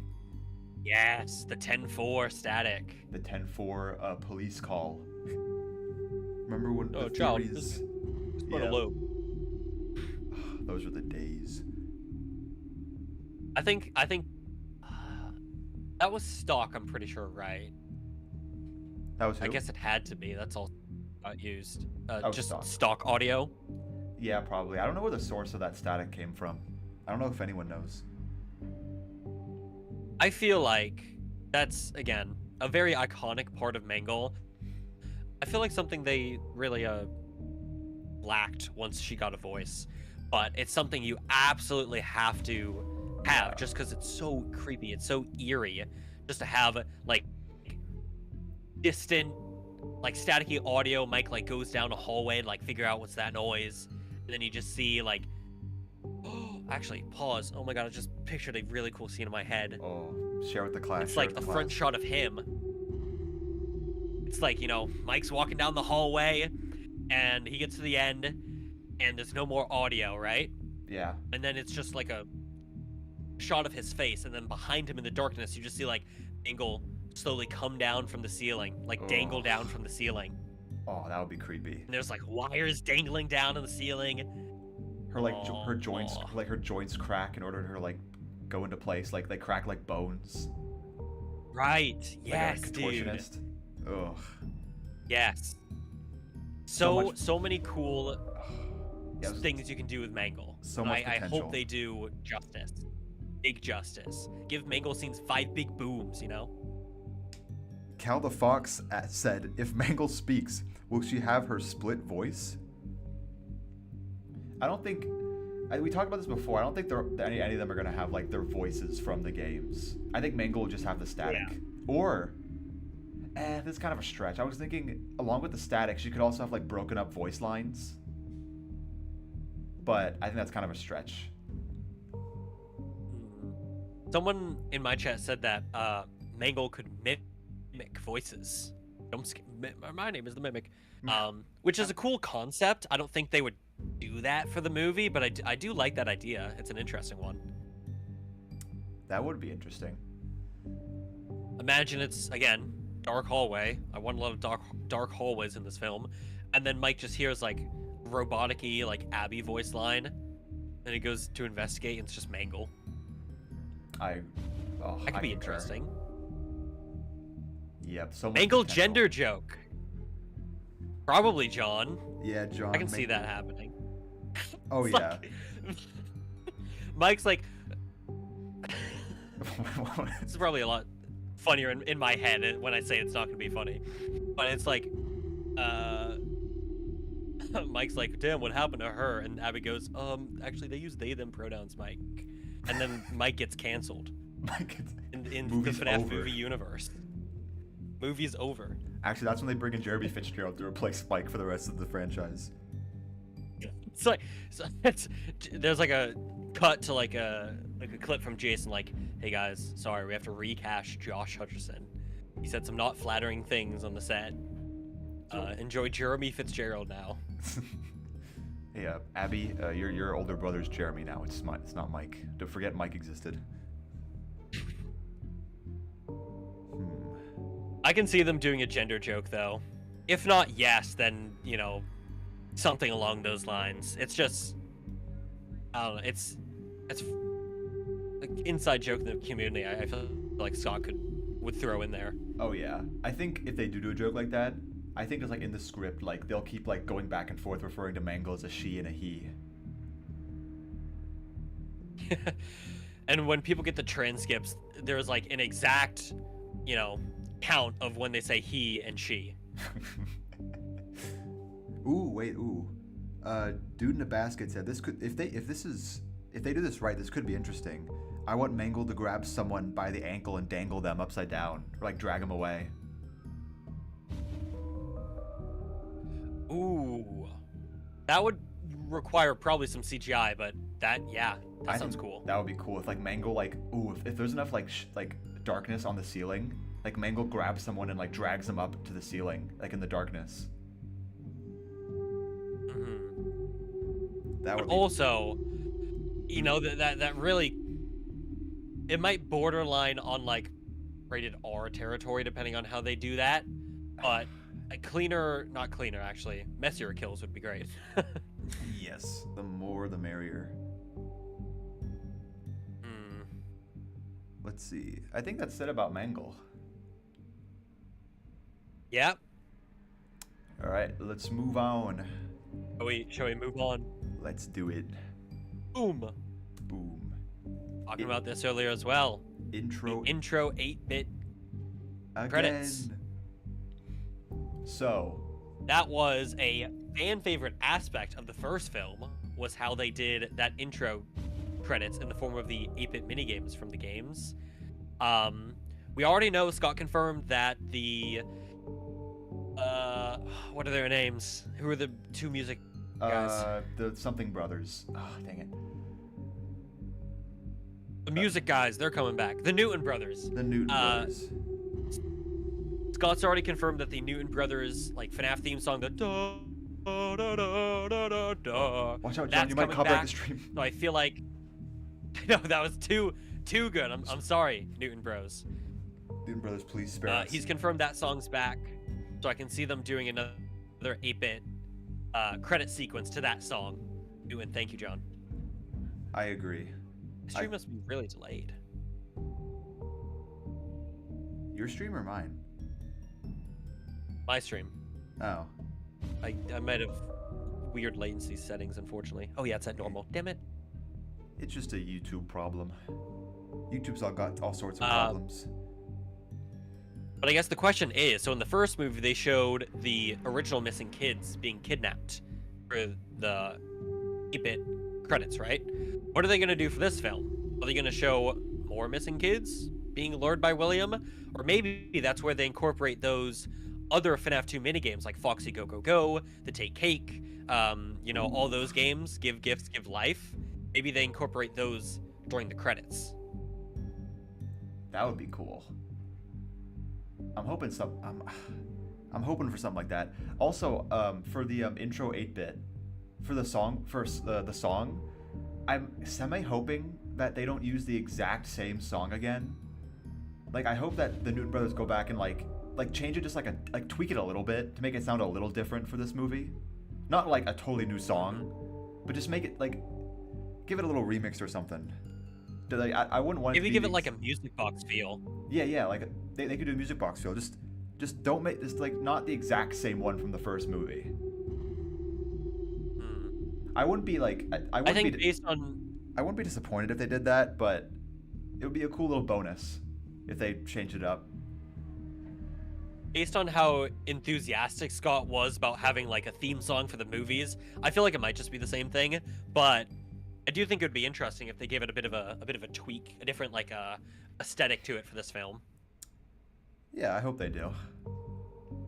But chat, what do you think about the 8-bit minigames? Oh, a lot of people are. I feel like depending on. Go on. I was gonna say, a lot of people in my chat are predicting I think it's the next row, but a thing that's coming up soon. That's all I was gonna say. A certain song. Okay. Certain song. That's right. A certain song. Someone in my chat is mentioning something coming up too. You guys are faster than us. I realize we're taking a while to get through this, but You guys are ahead of the game. you guys have some good predictions going on in the chats. Yep. That's why we love you, chat.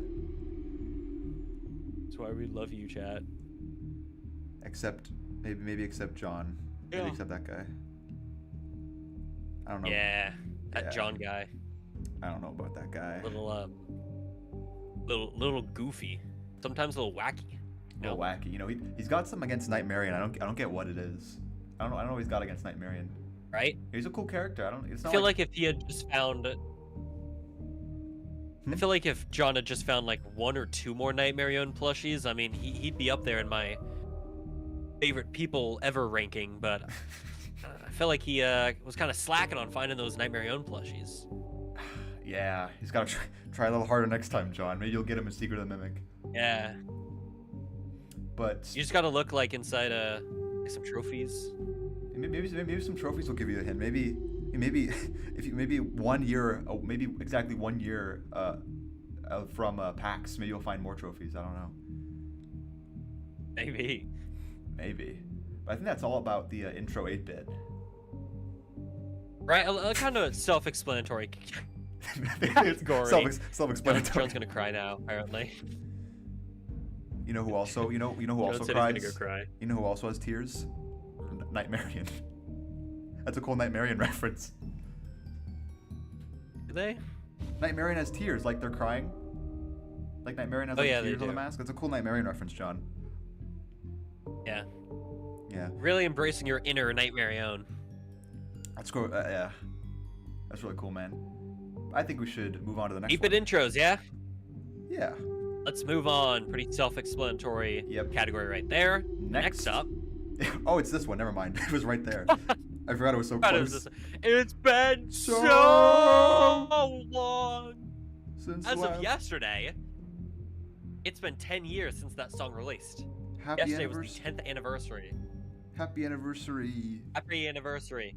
And then one day after its 11th anniversary next year, maybe we hear it in the second movie.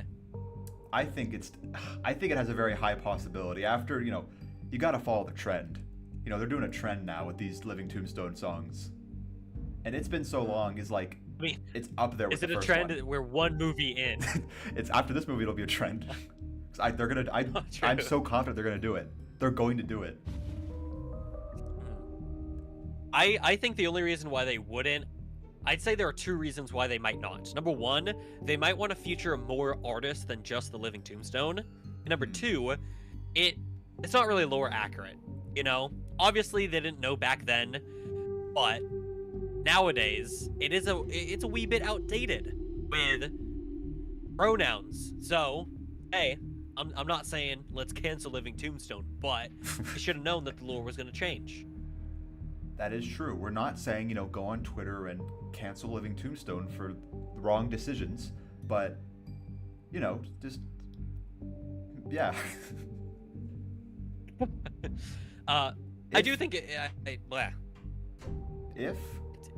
go on. I had a voice crack.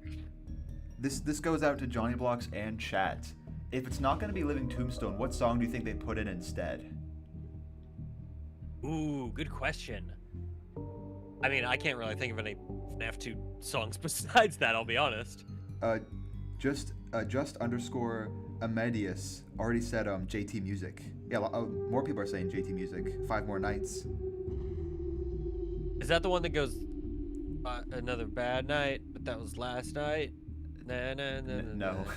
It's the one that goes when I come to life, you got no place to hide. That one. It's the FNAF 2 rap. Yes, obviously. That one. Yeah, the FNAF 2 yes. rap. You definitely get it. You get it. Yes, that's my jam. FNAF. That'd be funny if David said a FNAF Christmas song, the JT FNAF Christmas rap. I mean, it's the movie is coming out in December. Oh, yes. Oh my gosh, that one would be crazy. 5 Christmas nights at Freddy's. Oh, I didn't see what John said. Yeah. I'm gonna call my uncle Scott Cawthon and tell him to put Nightmarian plushies everywhere in Secret of the Mimic. You call your uncle. I think Scott that Cawthon. they should just. I hope that you get a personalized, every copy of Secret of the Mimic's personalized, and your copy is just every texture is like a stretch PNG Marion plushie. Where's the Nightmarian, John? Where is it? Where's the Nightmarian in this game? count how many there are. Count the ways Nightmarian is in this game. Yes. I think though, Back I agree with, of another Bites banger. I agree with Chad. I think Piggy 5 More song. Nights has a good chance. You think if not, It's Been So Long, it might be 5 More Nights from JT Music. I think that's my second pick. If it's not, It's Been So Long.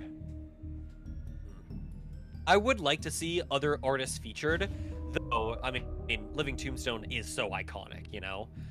Yeah. But it would be nice to see some other fan artists get some representation at the end of the films.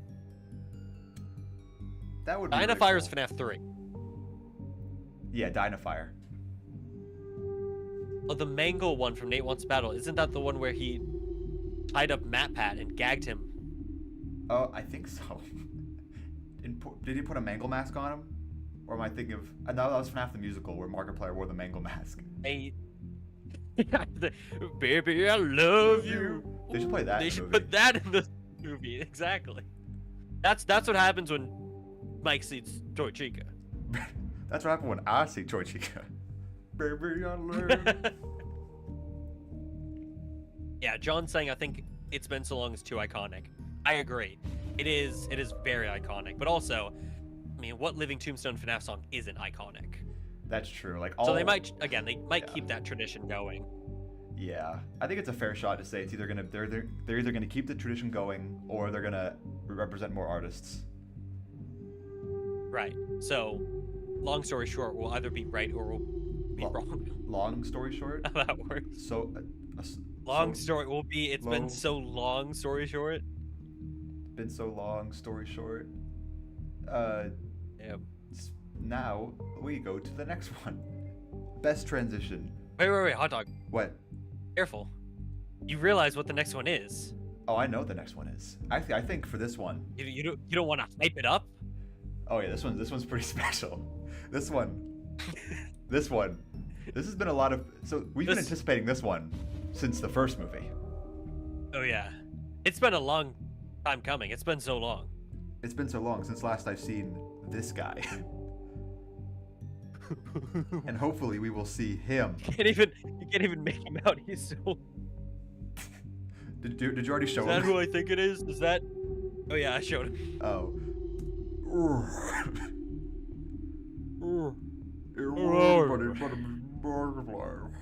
Welcome to Five Nuts and Freddy's 2. The game you suggested a movie you suggested in mass. I saw that movie MatPat was in it. Waiting for it. Nice. So, Seems really, really good. if you've been keeping up with if Markiplier, like the Markiplier FNAF 2 movie stuff. Chica. Oh, Huh? Chica. Or Chica. That's Chica. If you've been keeping up with what Markiplier has been saying, he said, he hasn't gotten a call or nothing from Blumhouse or Scott. But No one's reached out to him on Skype. if you remember, MatPat was saying like the same stuff before FNAF 1 on GT Live, if I True. remember. And like, come on. Like, do you think they're not gonna get Markiplier in this? Especially after Scott commented on Markiplier, one of Markiplier's streams, that like we got to get you in the second one. Like Scott wants him in the second one. He wanted him in the first one. He's not. I don't think Scott's gonna drop it. That was the stream where he revealed, like, "Hey guys, I was supposed to be in the movie. Scheduling conflicts, though, I couldn't be in it." Yeah, that was. So, that was it. I think Scott very clearly wants him in if they made a sequel, and lo and behold, they did. Plus, Yep. he's freaking Markiplier. He's Markiplier. They have to get him in the second movie. This is probably up there for me with It's Been So Long being in the movie. This has got to happen. Right. This has got to happen. I mean, I feel like a lot of these were like, this got to happen. But this one, this is a whole new level of it's got to happen. It's got to happen. It feels like Ott wants it. Seems like Mark wants to be in it as well. So also, you got to keep in mind, he has said that if he is in it, he doesn't want a cameo. He wants an actual role as an actual character. That's true. So if he is in it, gonna play, you know, is it gonna be a character that sticks around for future films? Is it going to be killed off? Imagine they killed off Markiplier. What if he's Fritz Smith? FNAF 2 movie. Maybe he's Fritz Smith and he gets Bite of 87. It's like it's hilarious. His own joke killed him in the end. His own meme is the one that doomed him. Will this be the Bite of 87? Before he dies, like, Fritz, are you okay? Was that the Bite of 87? You said the thing. And then everyone in the audience cheers and claps and spills their drinks and popcorn in excitement. Now this is cinema. People are throwing out their predictions for maybe what his role could be. Some people thinking Jeremy, maybe a janitor. A janitor. Maybe. Like Nicolas Cage in Willy's Wonderland. Right, and then he does the pinball machine and he... Yeah. Beats the shit out of that too, he does do that too. But yeah, I think... What do you think? What's the video of him in the hospital on fire? No! Hey guys. That's for FNAF 3. That's the FNAF 3 fight. Yeah, that's how it starts. That's the ending of FNAF 3. Markiplier just randomly combusts and the whole place burns down. He goes, ah! I love the version of that where he starts screaming. Rah, rah. I think a Markiplier cameo is pretty much a given as long as schedules align. I know he's done filming his film. Apparently it's been in like editing hell, so maybe he's too busy editing it. But I mean, the movie films for another 2 months. So I feel like, hey, if there's, you know, yeah, I feel like there's time. Or like he could have done it already. We don't know. We just don't know. He could have. Maybe he did it in secret.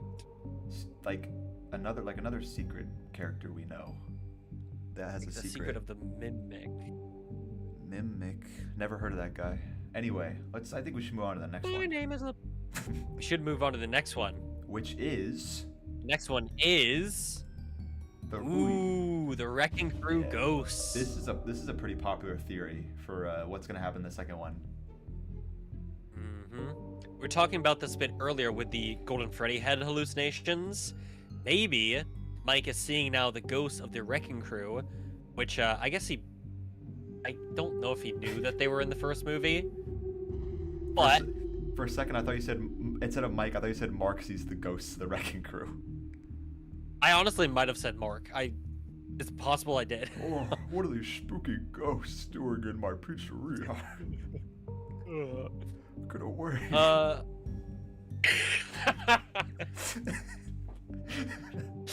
Flee, ghosts, flee. Anyway. Okay. Yeah.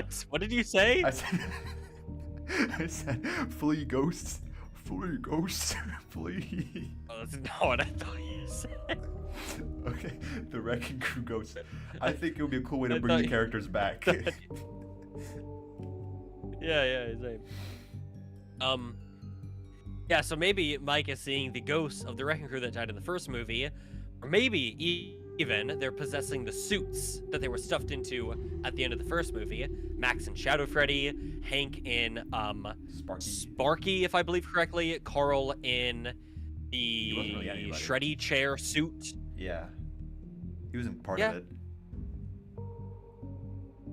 I mean, yeah. Maybe he's possessing the arm. Just the singular arm. Right. And then who knows what happened to Jeff? I don't think did we see Jeff? Anymore. Jeff, he's out. Jeff is out. FNAF fans Write him out of your fan mix. He's gone. FNAF chat, Done. delete him from existence. FNAF chat, he's gone. FNAF chat, get rid of him. Just get him out of here. I feel like I had such more interesting things to say about this topic, but now I've just lost all train of thought. I remember you were the one who brought it up when we were making the bingo list.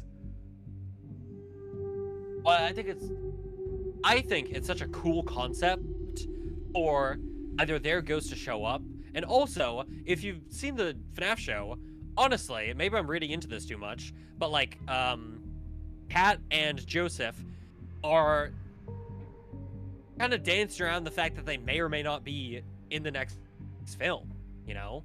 Oh. Interesting. Have you been watching? I have not, but I have heard that floating around.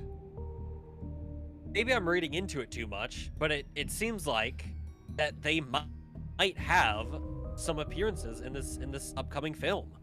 If, you know,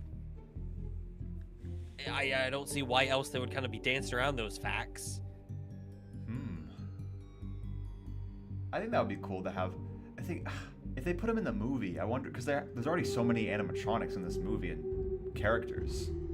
I wonder how they fit him in. Right. Like, would they help out Mike? No.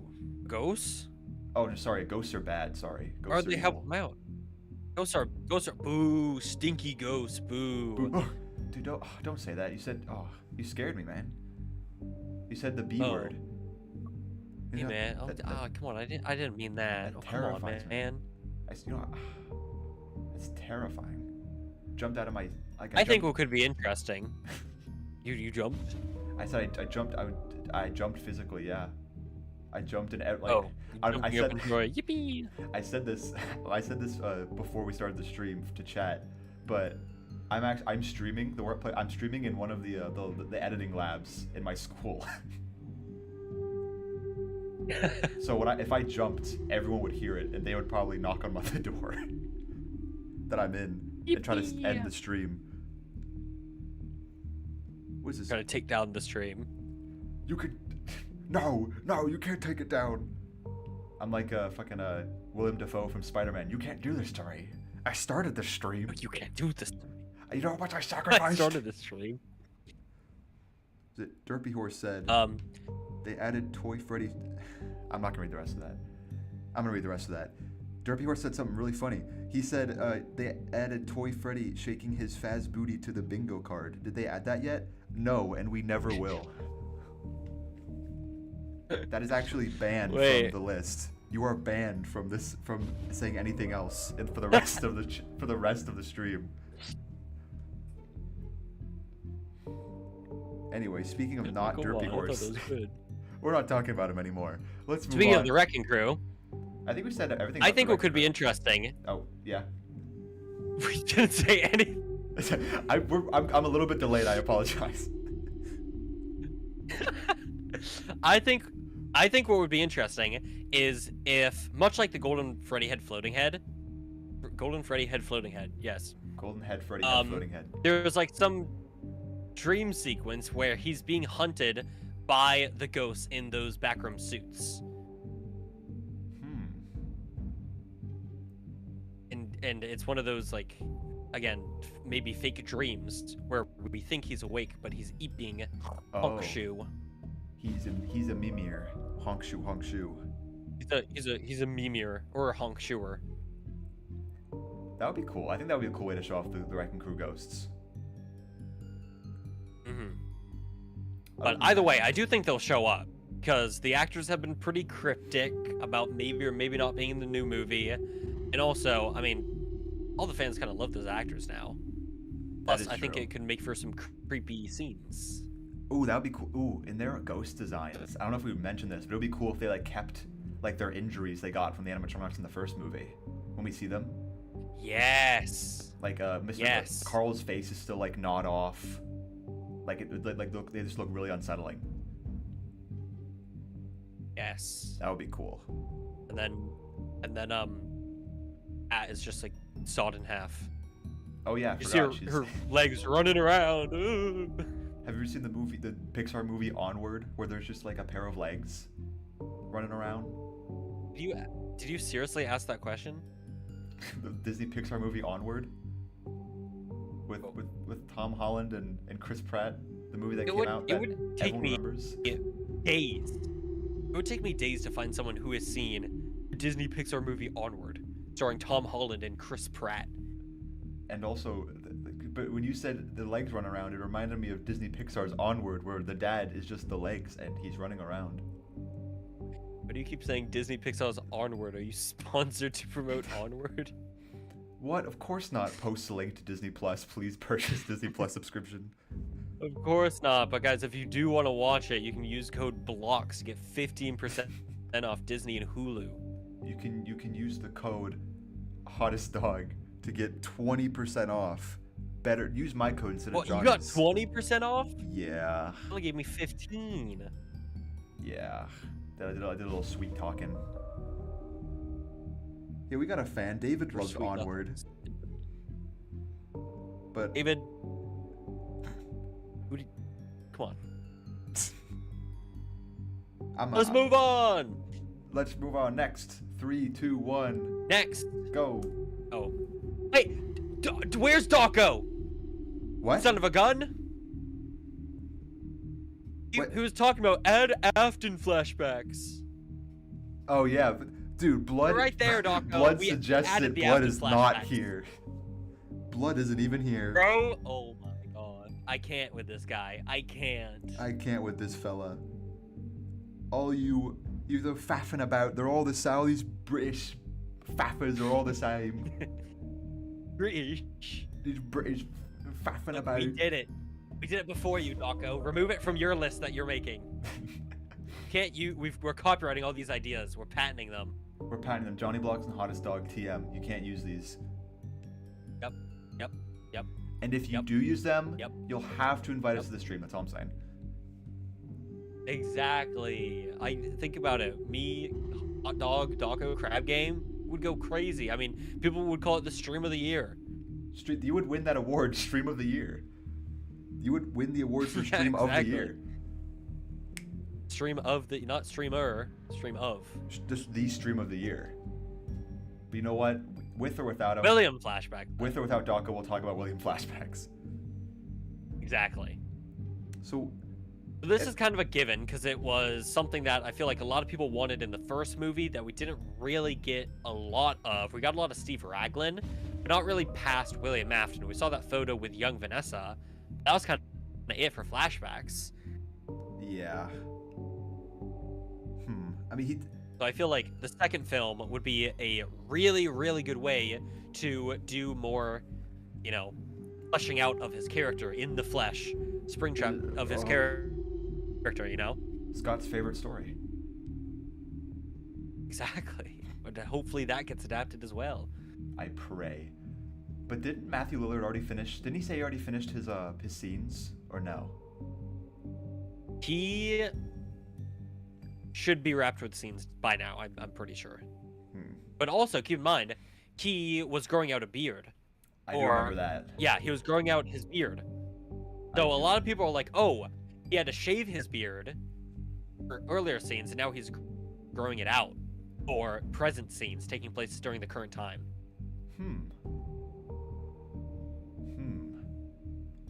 I mean, if they do William flashbacks, like they'd have to show, you know, the infamous thing William does. The thing William's infamous for. Correct. Because we were gonna get a flashback scene kind of like that in the first movie, with Vanessa watching, like there's a shadow of like the yellow rabbit, and like Vanessa's watching as it happens. Maybe they could readapt that for the second movie. Who knows? Maybe. I am still very intrigued by, like, I would love to see more of the Vanessa and William dynamic in the past. Obviously, it's a very traumatic story, you know, plot right there. So I would really love for them to flesh that out more. That might have to, you know, wait until the third film. But I feel like no matter what, we are going to get William flashbacks just because it's so wanted by the fans. And even in Matthew's interview, he was talking about, yeah, there were, there's a lot more like character stories going on. Like we're fleshing out the characters a lot more. Yeah, I agree. I always figured this movie would take place a lot in the past, even if it's like in the present day. There would be a lot of flashbacks to like clear up some, like the William and Vanessa, like the origins of Freddy's and maybe even Fredbear's, and then FNAF 3 would be like all about the future. Like Springtrap, like Mike versus Springtrap. Right. I think there's a lot of like motives and backstory with William that we don't know a lot about just yet, and I feel like the second film is going to address that. Yeah. I'm sorry, I'm just checking chat, see if they're saying anything. Young Afton says Flashback with William's wife. Ooh. This would be the maybe. This would be the perfect opportunity to show William's wife. We've yes, never real Mrs. Vanessa, because we've never seen her. You say Miss Vanessa? Oh, Mrs. Afton. Yes, that's what I meant. Kind of Oh cringe. no. A little awkward. Snool Sylvia 1987 said, Young Afton says, like Zoinks Henry, I'm sorry about your kid, man. How did they know that was like 1 for 1 in the script? He did say that. He did say that. Yeah, I'm looking at the script right now. Who leaked that to you? I keep my sources private for their privacy and safety. Derby Horse says, the Afton flashbacks could be Vanessa having dreams of the past while she's unconscious in the hospital. I don't know how much they would do stuff like that, because we've got a lot of that in the first film. So much so I feel like people are kind of done with all that stuff. But it could be interesting. Yeah. Despite how they do it, I'm just excited to see William again. He was the best part of the movie. Yeah, it was really unfortunate we only got William for like the last 5 minutes half. of the end. Yeah. Yeah. Hopefully we'll get more. Maybe like another minute Hopefully. or two. I mean, it seems like Matthew was filming for not so long, but longer than the first film. But also, he did in some interview, when he was asked how much screen time does William have, he was kind of like, So it might not be a lot of screen time, but I think it's going to be more than the first film. Yeah, I think so too. Vanessa having FNAF 4 nightmares in the hospital. I do like that idea. That is a cool idea, but I feel like if they adapt FNAF 4, it's not going to be like the game lore. It just won't be. That's a gut feeling of mine. Yeah. FNAF 4 is its own thing with the lore. I feel like it won't be child. I feel like it would be Vanessa.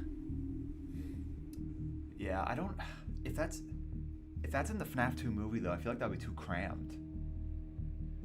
Oh, yeah, sorry. I'm talking about a fourth in an adaptation of FNAF 4. Oh, okay, yeah, fourth, yeah. I think they would replace Crying Child with Vanessa. Oh, yeah, that would... A young Vanessa. I think that would be smart. And that's how she got so messed up with her dad. That he was doing the Nightmare of Gas or whatever the hell it is. They make the Nightmare Gas Whatever movie the hell canon. Scott made it in the books. Yep, it's it. William got gassy at home. That's all we'll say. So Scott, in the movie, you realize you can either make them just a normal dream, or you can do the whole thing with convoluted nightmare gas thing, and he's grabbing the gas tanks. Oh, he's already grabbing the gas tank. Oh no. Dang, not again. Some child actor there. Scott's carrying 2 helium tanks. All right, got the nightmare gas for you. Scott, you can't do that as a child on the set. No, I don't want the gas. You're gonna take the gas. No, I don't want it. You're gonna take it, No, I don't want it. See this mannequin I built by myself? It kind of looks like Bonnie. Ooh. When you take starts this... waving the hands to the mannequin. The kid starts crying. When you take this gas, Bonnie will look a little scarier, but don't worry, he can't hurt you. Wink. I think this is great. I think we should move on. Yeah, that's great. All right, next up. 1, 2, 3. Oh. Oh, this is a I sad keep one. doing it early. This is a sad one, chat. Speaking of Vanessa, maybe. Someone will perish. So, who do we think it's Someone's going to be? Personally, as much as I don't want it, I feel like it might be Vanessa. And again, this is not talking about like obvious secondary characters that they're gonna kill off like the Wrecking Crew in the first movie. This is main characters. Because the tagline for the second film is anyone can survive 5 nights, but this time there's no second chances, which has led a lot of people to theorize some main character is not making it out. Yeah. I feel like if they do it right. Hopefully with Toy Chica, I can make out. Yeah, if they do it right. Yeah, if they do Toy Chica right. I mean, if they do the movie right, they'll make me happy. But yeah, if they do kill someone off, like, it's definitely, I think it's easy to rule out Mike and Abby. They're safe. They're too important right now. Some of my chat is saying Abby, actually. Really? Like, let me check my chat. Chat, what are you saying? Vanessa, John will die in the FNAF 2 movie. Sorry, John. Sorry, John. It seems like people are saying Abby because they think that she might become Baby and set up sister location. Ooh. I don't It might know. be a bit too early because sister location's film 5. Assuming they follow games, which Scott has said that they will. Yeah, if they do kill off Abby at some point in this franchise, I don't want it to be just to set up sister location. Give her like an actual reason, like make it like sad. Right. Ooh, John says I can definitely see Abby dying and then coming back as a ghost for 3. I will say, it is a very interesting premise. If Abby dies, then Mike goes into film 3 with nothing left, you know? I mean, maybe Vanessa, but like all his immediate family is gone or dead.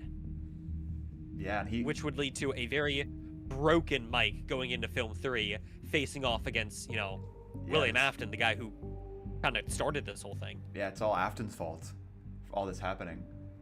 Mike's gonna take it all out So on Afton. Yes, I would be very intrigued by that motive, but also, man, I don't want Abby to die. Yeah, but I mean, we'll see her as a ghost in the third one. We'll see her again as a ghost. I guess. That would like, be. Mike, let's go. Come with me to Circus Baby's Pizza World. It's a sister location. Mike's Abby just like, what the hell are you talking about? This location. System. Yeah. It's doesn't have good gameplay, but ooh, that story. Wait, what are you talking about? Abby, what the hell are you talking about? Abby, just let me kill Afton, please.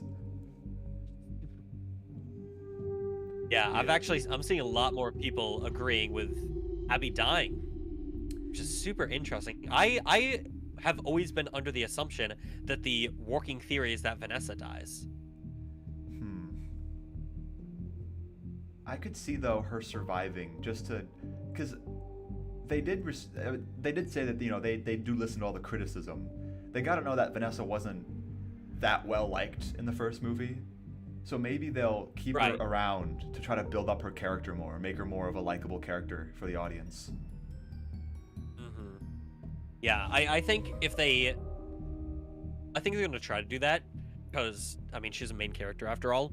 But I do think the complaints of her character in the first movie, in my mind, are furthering the possibility of her being the character that dies, which I would hate because I really do like Elizabeth Lail as Vanessa, but unfortunately the general public didn't. Yeah. I think too narratively, like it would make sense for Vanessa to still be alive to face off with Afton. Because also, like, she did almost die in the first one. It would be weird if she died in the second one.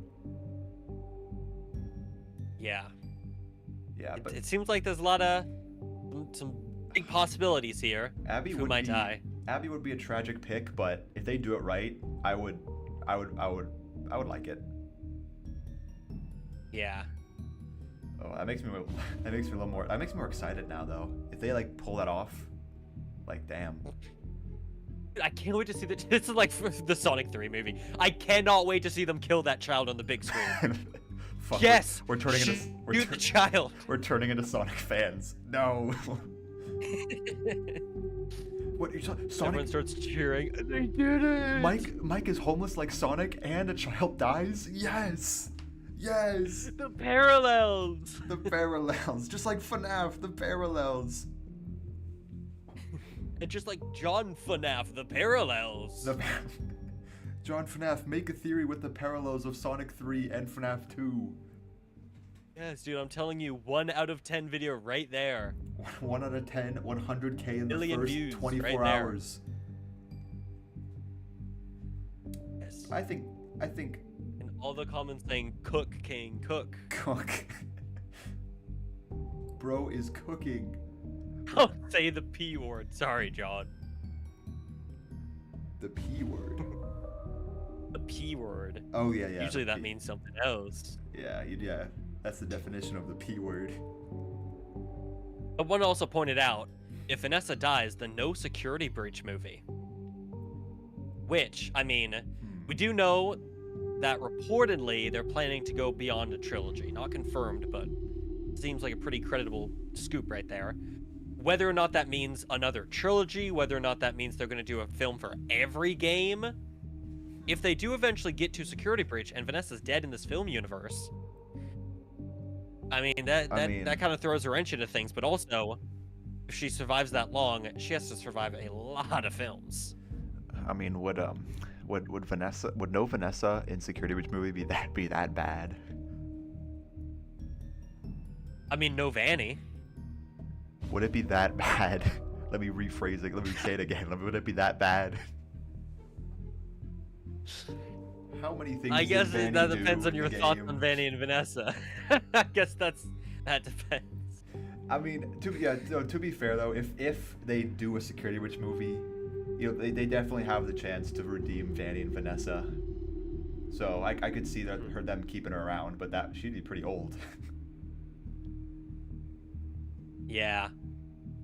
And also, I mean, think about how many years it's going to take to get to what is Security Breach, the 9th game?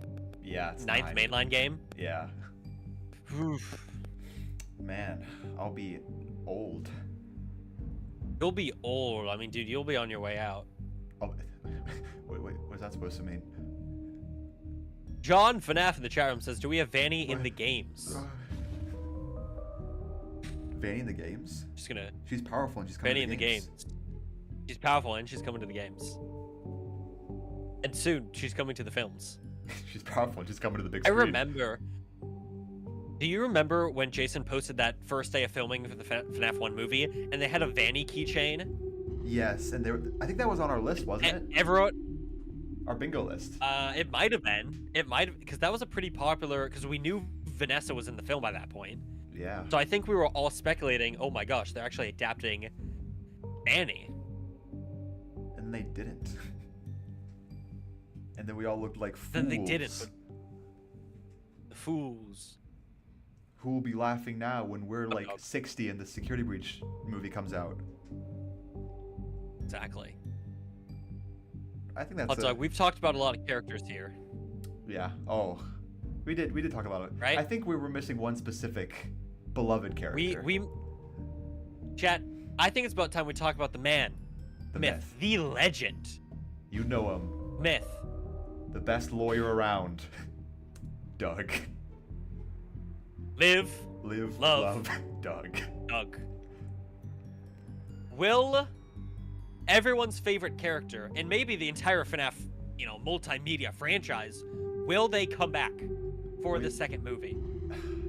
I think they gotta. I think Doug They has have to make his grand return. He's a fan favorite. Honestly, I feel like more people would cheer at the thought of Doug coming back than, maybe when Toy Chica walks on screen. I feel like there's more Doug fans. I feel like there's more Doug fans than Toy Chica fans. I can't. I love. Oh, it's so cool to think though that the FNAF movie made such a popular character, and he was only in right. 2 scenes, and now for the second movie when he comes in, everyone's gonna be cheering for this guy. Right, and a completely original character at that. Yeah. That's impressive to make an original character as beloved as Doug was and still is to this day. Oh yeah, and I had a theory, a game theory you could say, or not, a film theory on Maybe how even a film theory. Yeah. on how he'll be introduced. So as we know, Aunt Go on. Jane. So I don't think she's dead. I think, Golden Freddy just knocked her out, and there will be a court case against Mike for for something about like she'll maybe blame whatever happened with her with Golden Freddy to be like associated with Mike, and then they'll be in a courtroom, and that's where Doug will appear. Doug will be her lawyer. But I don't think I'd like to call my lawyer I'd like to call to my the stand. Doug walks One, Doug, lawyer. Oh, he doesn't have a last name. That'll be his last name, lawyer. Doug lawyer. Doug lawyer. Doug. Doug. Middle name Owner D. of the Doug D. Doug. Gnome. Doug D. Doug. Oh, that's Derpy Horse came up with something cool. Doug should be in the mid-credit scene relaxing on a beach like at the ending of the Smiling Friends President episode. That'd be amazing. He got his vacation. And then only the real fans that stay after the credits get to see the glory that is Doug. Oh yeah, you know what he would be eating on the beach? His appetizers. Tell me, what would... Oh, there we go. He finally got them. He finally got his appetizers, and he's eating them on the beach, and he's coming to the games. He's coming to the end. He's powerful, damn it. He's powerful, damn it. But yeah, no matter how they bring him back, he's coming back. Yeah, I agree with you that Aunt Jane is not dead, and I think that's how Doug will be brought back, is that she's alive. He's gonna sue Mike for, what happened in the first movie with her, and then she's gonna be like, don't worry, my lawyer is back. He's and powerful. then he's gonna be like, I don't think I belong here again.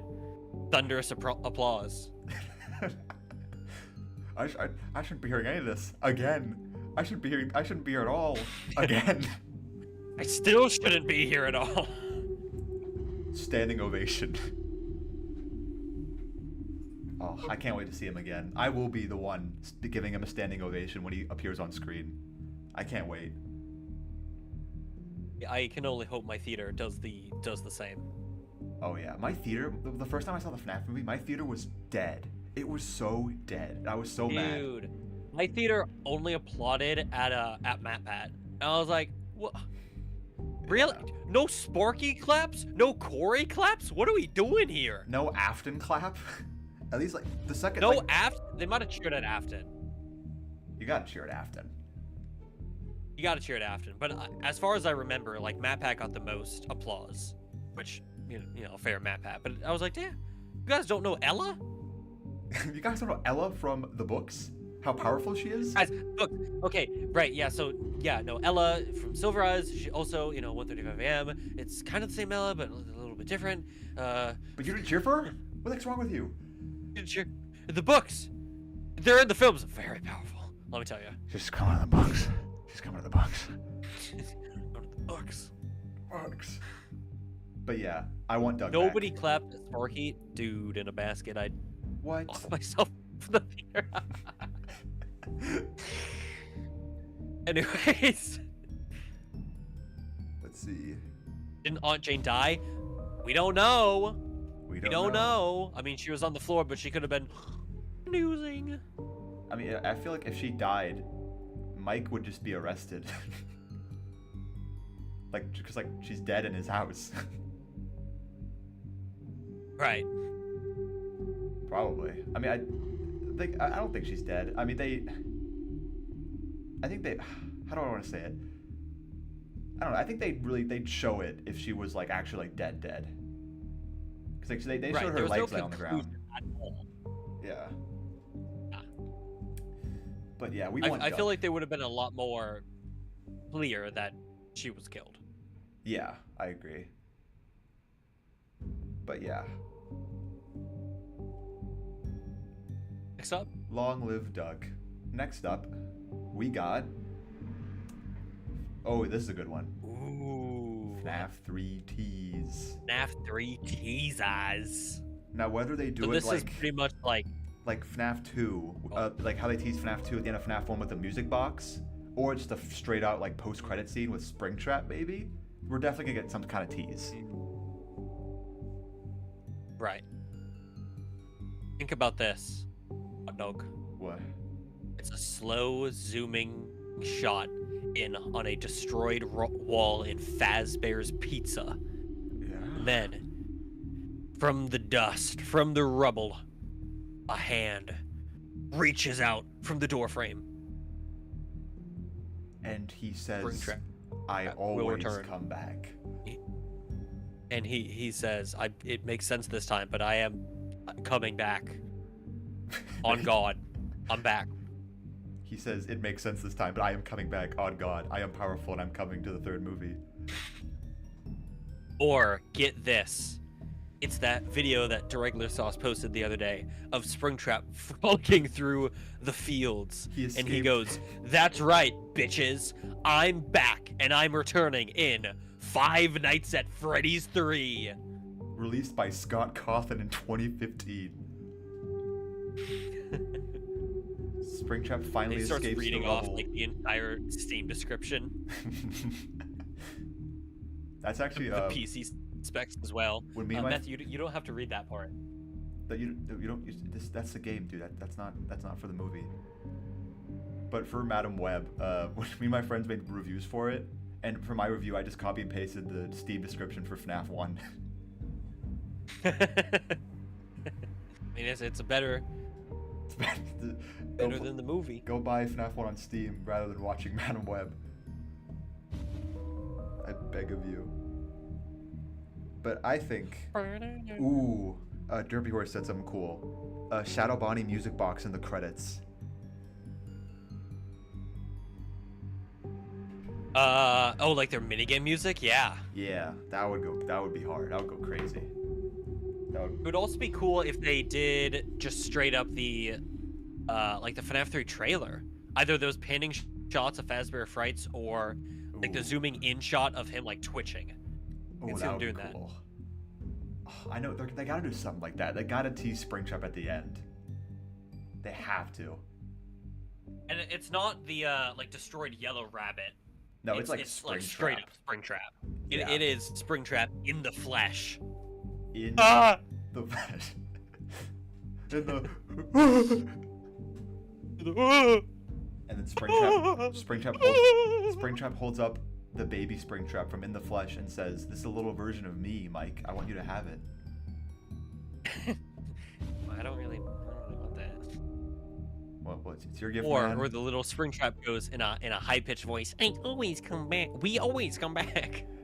Hello, daddies. Hello, daddies. Hello. Hello, Michael. Hello, Hello, Michael. Hello, Michael. Hello. That would go so hard. That'd be great. Anyways, as for like, yeah. After teasers. Wait, sorry. One more thing. Amazing Gamer brought up a good idea. What if, like, combining your idea too, Johnny, with like the panning shots in the rubble, pizzeria that's full of rubble.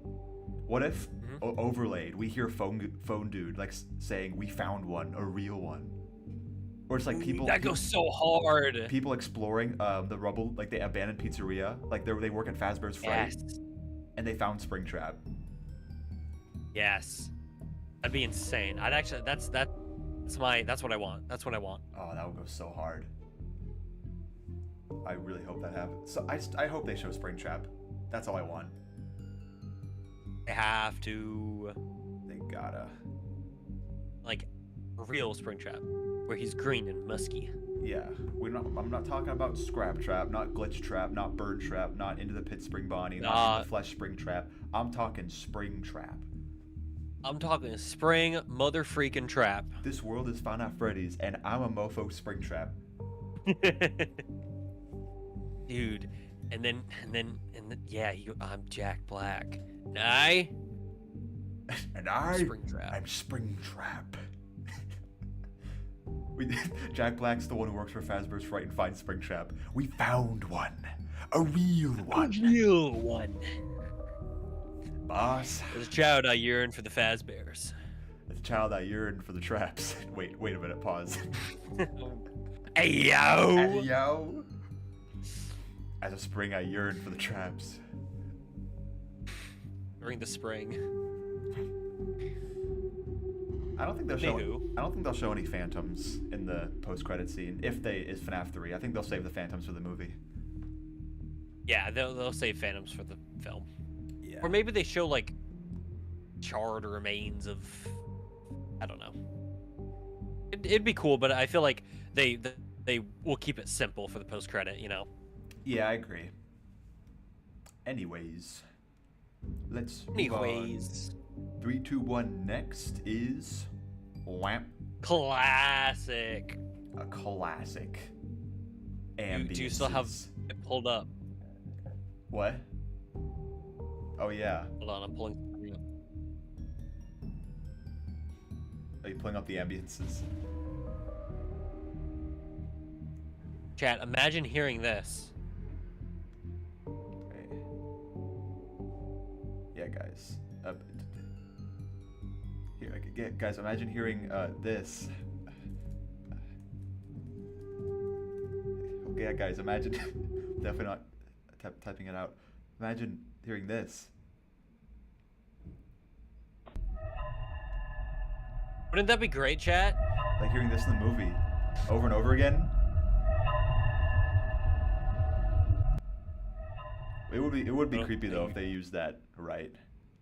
That would be very cool. It would be great. I had to go out of my Google Slides and type it out. Anywho's, we need the hallway ambience. We need. Oh my god. What? That was so loud for me now. Here we go. Oh, now I'm out of focus. Yeah, Come look what on, you've done. Johnny. Get your crap We together, need the man. hallway ambience. I agree. Excuse me. I didn't say anything. You're hearing things. Mm-hmm. I only say nice things to you. It's been everyone's so loud. But yeah, classic ambiances. They gotta use the FNAF 2 hallway theme, the danger, the danger theme, the iconic meme sound effect. Yes. I feel like the ambiances Really? in FNAF 2 are more iconic than FNAF 1, or at least that one, like the meme sound effect. And not just because I was it's a gonna say meme. that's the only one I can recall. Yeah, that's true. I mean, the other. But it is so classic, man. It's so iconic. Yeah, they gotta include it somewhere. That's basically that's all I have to say about the Anyways. classic ambience. that's just. I want the hallway ambience. What else do I have to say? Yeah, just put it in. Jason Next Blum, one. make it happen. Next one. Jason Blum, I'm watching you. Jason Blum, call me. 3, 2, 1. Next. Actually scarier. You wrote this one. Yeah, actually scarier. Now this one, they've Luckily, they've seen the they promise. have of this said. one. Yes. They have promised that it will be scarier, guys. Trust me. Yep. But you know, execution is really gonna speak for what they mean by that. That is But I feel true. like with the Wizards, with Mangle especially, this needs to be scarier. I know fans want it scarier, general audiences want it scarier, everyone wants it scarier. It's a little worrying that it's still PG-13, but I don't think we'd ever get a rated R. But hopefully they can really push that PG-13 rating. Yeah, I hope so too. I hope in terms of like actually scary stuff, they'll just like have more animatronic horror. Like obviously the Mangle, that's a big one. Yes, the Mangle we were talking about. Yeah, and the Wizards too. The Wizards will be terrifying. The Wizards are like effortlessly scary, but you know, as long as they're not like building forts or you know, Yeah. frolicking in fields, they are pretty effortlessly scary. Okay, Scott's like, okay, we can't have any fort scenes. Comedically cuts to the end of the movie. Oh, dang it, I did it again. Aw, dang it. What have I done? It's like, have you seen the clip of Anakin where he's like, what have I done? That's Scott Cawthon after he realizes he put in another fort scene. What have I done? This is another one where it's like they've said it's gonna be scarier, so most likely, you know, much like the puppet, you know, it seems like they're already teasing it. So we just gotta hope and pray that they're actually gonna stick to their word and make it scarier, especially again with those wizards with Mangle. Yeah, I'm hoping. I have faith in my boys Blumhouse, Jason and Scott, and Emma. I have faith. True. Or maybe it's like it's gonna be so scary how breathtaking Chica is gonna look in the movie. Now she'll scare me right out of my pants. My seat. Scare me right out of my pants. Yeah, my seat. That's what you meant. Your seat, yeah. Yep. She's horrifying. Vanny. 4K. Oh yes. They won't get me to leave the theater. Anyways. They won't get me to ever give her back. After I take a little trip to Jim Henson's Creature Shop. After I successfully steal. After I steal. Do you have any other ideas on how to make the FNAF 2 movie scary? I mean, I feel like we kind of talked about it with like our Mangle, you know, scenes that we talked about. Yeah. So shall we move on? Oh, that's not my job. That's their job. They got to figure out how to make it scary. That is true. We just give them the ideas, Yeah. and they pay us royalties, and they make it scary. That's how it works. True. Next up, though, is the final row. The final It's only row. taken 2.5 hours, but it is the final row, chat. We promise we'll go like We're in 1% the, faster. We're in the home stretch. Yes, it'll All only right. the stream will only end in like another 2 hours. Yeah, don't worry, Chad. Next. Possessed pupils. Next up, This... yes. I was so mad that the first movie didn't give the FNAF 1 animatronics their possessed white-eyed pupils. Like Withered Freddy has here on the screen. Like those kind of white pupils. Like, that is like... Scott utilized them so well in the first game. Like, they always look more creepy with them. I'll never get why Scott, like, switched out the white pupils with orange glowing eyes. I'll never get that. And, you know, with stuff like with Chica taking her beak off, like, for the whole game, she has those white pupils. Like, the puppet has them, Mangle has one on her missing eye, like, the missing eye. Like, you gotta have them in the second movie. And if you want the movie to be scarier, put in the possessed white dot pupils. Please. It makes them so much scarier. Yes. I think the eyes are going to change a lot for this film. I think even though the red eyes were changed like on the movie poster and they really didn't have much a role in the first film, I think Blumhouse and Universal and everyone are very, very aware of the backlash that the eyes got for the first movie. So I think that they are going to change it up for the second film, and hopefully that means giving them the classic glowing white pupils that, you know, look really, really creepy. Yes, I 100% agree. I mean, so much so didn't they change the official poster for the FNAF movie to remove the red eyes? Yep. Yeah, Yep. so When they listened. released it on physical, they changed the cover. Yep, so they listened. They know. Please give us the possessed pupils. Where? That's the one thing I really And want. also, I mean, that would add with the debate of who's possessed, who's AI, you know, whatever. Oh yeah. Speaking of who's possessed and who's not, I think next is... Are you trying to segue? Do you... Oh, okay. Oh, did you have more to say about the possessed pupils? No, I didn't know if this was a segue and you know what's next. I'm hoping I know what's next. I trusted my gut. Yes, I'm right. Okay. The toys. Are they possessed in this movie? We talked a little bit about it before. Or not? I didn't even hear what you said. I just heard.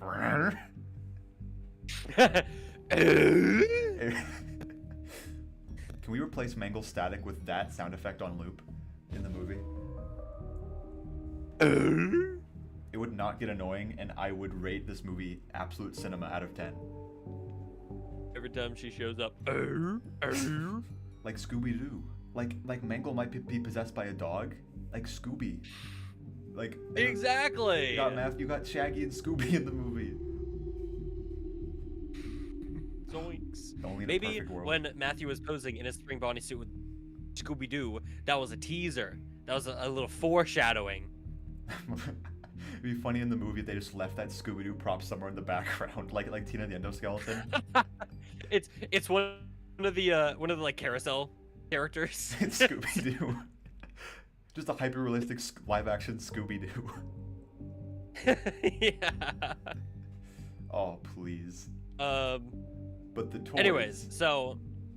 Yeah. So Listen, I heard... I don't know, or do I care. I do not know, or nor do I care, the lore of the FNAF 2 game, or the possession or not. Because I know that's a theory going around. I'm telling you right now, I could not care less. However, it will be interesting to see what they adapt for the second film. Because if they are possessed, that's more murders that William's got to do, or that he had to do. In which case, are we going to learn more about those kids? Because we didn't really get much about the kids in the first film. That is true. No? I heard a theory floating around that these toy animatronics will be possessed by Afton. Not Afton himself, but like his something like how'd they describe it? Like his technology will make them evil. So AI? I guess, yeah. AI. Afton's evil AI. Like that, like when they meant, when they made the new animatronics, they like went back to like the Fazbear archives or something, and just to make their jobs easier, they took like the already existing like animatronic programming, and it makes them evil, I guess. But that, I don't know. Though even the way I said it was so confusing. I don't even know how they would put it in the movie, but. Like, the other option with them being possessed by kids, like you already brought up, like, Afton's dead. Like, what other kids would be murdered? Mm-hmm. It's a weird scenario. Someone else brought up the criminal database. So maybe William is able to hack into the toys' facial recognition system and make them believe that Mike is like a criminal, and that's why they're going after them. He would hack into them as a ghost? Like the mimic? Maybe. I don't know. Glitch Trap? Like the Glitch Trap cameo? Maybe. I feel like there are only really two options for how the toys are going to go. Either they're possessed and William just at some point killed more kids, or they've been hacked by AI and the facial recognition is like going crazy. Yeah. Or perhaps the puppet could control them. Mayhaps the puppet controls them, and the puppet is out to get Mike. Maybe Garrett has some resentment towards Mike. Maybe Garrett blames Mike for letting him get taken. You didn't catch my frisbee. You didn't catch my fucking frisbee. That would be Maybe. This is quite confusing. I don't know what they're gonna go with. It'll be interesting to see. What is chat saying? Because I usually would check chat, but the way I was checking chat was through my phone, and now my phone is dead, and I have to stay on the PowerPoint. So, what is chat? I've seen a lot of distaste for possessed idea. Apparently, not a lot of people are a fan of the idea of the toys being possessed. I could see that. I could see the disdain anyway. Because, but also, I mean, yeah, I do feel like that's kind of like a staple of FNAF is that the characters are possessed. But it would be maybe a little weird to be like, oh, there's killed more. Yeah, I would kind of feel out of nowhere. But I guess we'll see when the movie comes out. I guess we'll find out in 1 year from now. We'll find out, guys. Yeah, remember, chat, in 1 year, if you want to see, if you remember to subscribe to Johnny Blocks and Hottest Dog. Maybe tickle that subscribe button. You get early access. Tickle that join button. Tickle that subscribe button. Tickle that join member button. Join button. Tickle that join member button. Tickle that dislike button. Tickle that report button on Johnny Blocks' stream.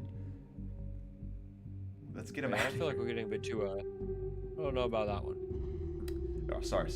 Oh man, I think Afton possessed me for a second. What do- Sorry. Yeah, why don't we just let's just move on. Let's just go to Let's the next just few. move on. Next little one weird. in 3, 2, number after 2. Popcorn buckets. Popcorn buckets. Now, chat.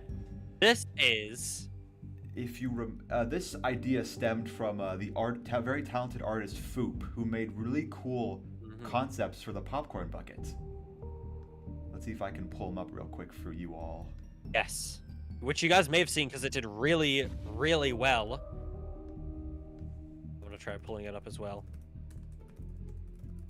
I have to be Here on we my go. phone though. I gotta go on Reddit. Hold on, Hold on, chat. chat. You won't believe it. I'm bringing it up, chat. Oh, here it is. You guys may have seen these by Foop. Absolutely incredible fan idea. Oh, come on. Is thriving, and they're getting very unique with how the popcorn buckets are operated. You guys may have seen Gladiator 2's popcorn bucket, which had a whole AR environment inside the bucket itself. Maybe they do something along those lines, or maybe it's something simple as like a Freddy head whose mouth opens, or the cupcake whose mouth opens, or the puppet box, as you guys saw again from Foop's incredible art. And maybe if you wind the music box, it'll play a little jingle, the little music box jingle. Puppet's head will I mean, pop there are out. so many interesting. Exactly. Maybe it goes, "Boo! I'm the puppet from FNAF 2 in theaters now." And then it startles Buy me, and I drop tickets. all my popcorn, and then I leave in anger and never go to FNAF ever again. Exactly. And I drop it on the floor. I'm like, "Damn it! Now I got to get more popcorn." So I go and I get the popcorn bucket again. It does the same thing, and I'm like, "Yeah, I got to get more Damn. popcorn." It's actually an infinite money glitch for the theater. Yeah, Jason Blum and Scott Cawthon are actually geniuses, actually. It's a really smart idea. They should do that. But again, it's our idea, so royalties. Yeah. I'll wait for the check in the mail. Yes, maybe it's Toy Chica's mouth. Yes, that would be great, actually. We do a Deadpool vs. Wolverine thing with the popcorn bucket to Toy Chica's mouth. Yes. Oh, and then they have the promo video of the The butter. butter just sliding down. Oh, I can Blumhouse, picture it now. this is Oh. how you make best horror movie of the year. This is how you do it. It's not the movie Yes. itself, it's the popcorn bucket.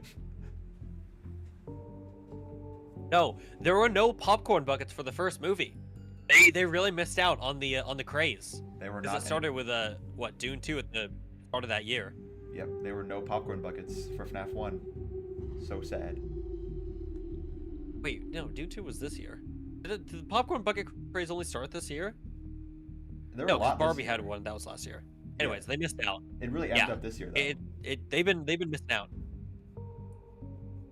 Yeah. An exotic butters basket bucket. That's a good Oh, idea, That would be but not really FNAF 2 themed. for sister location. Yes, please. Sister location. John F. Kennedy in the chat room. What's up, man? Says popcorn bucket would just be the exotic butters basket. I like that idea, John. Hey, watch out for it. Just be careful. Just be safe. Be safe out there, champ. Be safe out there, buddy. There was a strike at the time. I mean, that was for actors. I don't know if that really That didn't impact popcorn was bucket for production. popcorn. That was just Yeah, for no. actors. I mean, they had cups at some Mexican theaters, but that was the most we got. Yeah, You don't remember that? I don't remember that. It wasn't anything special. It was just the character posters on the cups. Oh, okay. Oh, yeah. I remember that. Yeah. Yeah, But hopefully they can go all out. hopefully they don't do that again for FNAF 2. Hopefully they give us a popcorn bucket. 8. Yep. I would 100% buy. Maybe even more than one, who knows? Don't some movies have more than one popcorn bucket? Like Gladiator, did Gladiator have two? I mean, it's usually a popcorn bucket for each theater chain. So Regal will have one, Cinemark will have one, Oh. AMC will have one. So, But I mean, some theaters just have a universal popcorn bucket. there's a slight chance we could get more than one. Very slight, but there's a chance. There is, it's a possibility, but again, that is all depending on if they actually do it. It would be nice to get at least one, Yeah, one. Yeah, if we get one, it's good enough for me. Yeah, we got 2 left. Man, this stream The final went by 2, so fast. chat. It went by so quick. It's only taken nearly 3 hours. We're just really passionate about FNAF. Really passionate about it. I mean, it is fun to like speculate based on the films. I'm yeah. memeing how long it takes, but it is fun. Oh yeah, I love every it time is we do kind of these. annoying to talk with this Joe Schmo. Yeah. See, like, we're actually, this is like a whole like a money exchange. We're not doing this because we're friends. We're only doing this because we agreed to pay each other a certain amount. Same goes to when we see each other at PAX. Don't expect us to like smile with each other, like be happy together. Like expect us to be like the farthest away from each other as possible. Wait a second. What The happened? popcorn bucket is Chica's head, and you can detach the beak to get inside and get to the popcorn. That'd And be cool. go inside for other things. Yeah. That would be a cool concept. Next one, you think? Next one. Expect. I forget. We'll see what they are. Oh no, I know what the next one is. This one I will never die on. This one I will wait until we finally get it. This one, of course, being a Chipper reference. This one. Chipper reference. This one, you added this one. I added this one last time, and I added this one this time because why? Oh. I really think Scott should reference, the thing that started FNAF. Scott still likes Chipper. Scott has a soft spot for Chipper. You think somewhere... He got a YouTube's figure this year. He did. For the 10th anniversary. That was the 10th anniversary merch from YouTube's, was a Chipper figure. Chipper and his son. Lumber Co. Yes, and his son named Lumber Co. And we also got those monitor buddies of, Termite King and the Bill guy. Yes. Bill.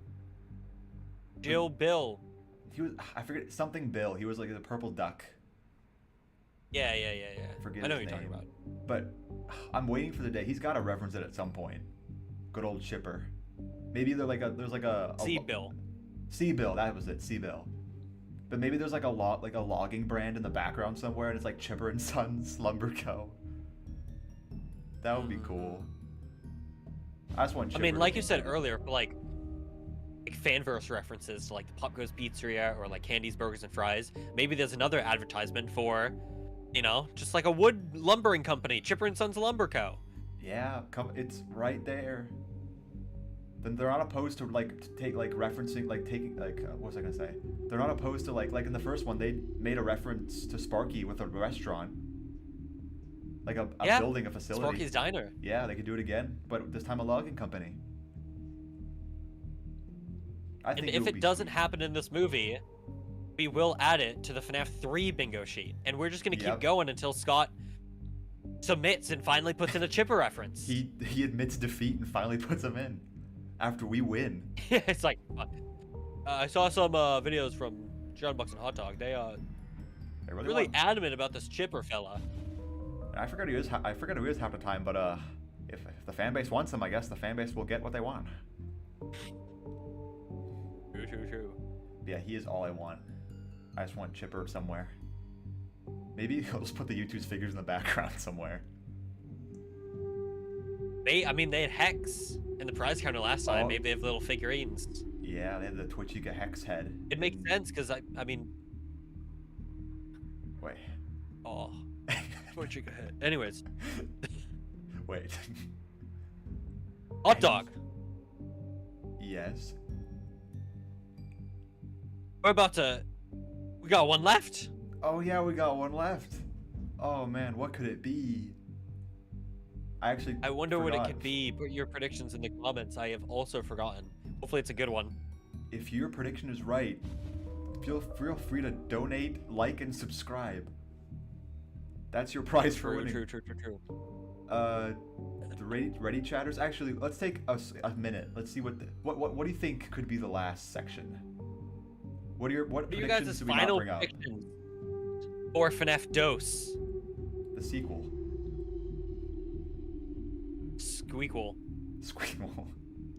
Missed opportunity, Scott. It's going to be like Alvin Alvin. Jazz wears merchandise for the movie. Maybe. I don't think they're going to be ready for the filming, though. Oh, yeah, that's true. You know, the fun fact, in Alvin and the Chipmunks, the Squeakquel, they did reference Withered Foxy with Simon when he lunged at the bully. Like, when he jumped at him. Remember that scene? That is true. Yeah. I remember that. They referenced FNAF before FNAF was even a thing.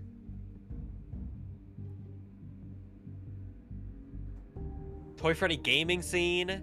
Jeff is Shadow Bonnie. Skibbity Freddy. I don't know about that one. To move on.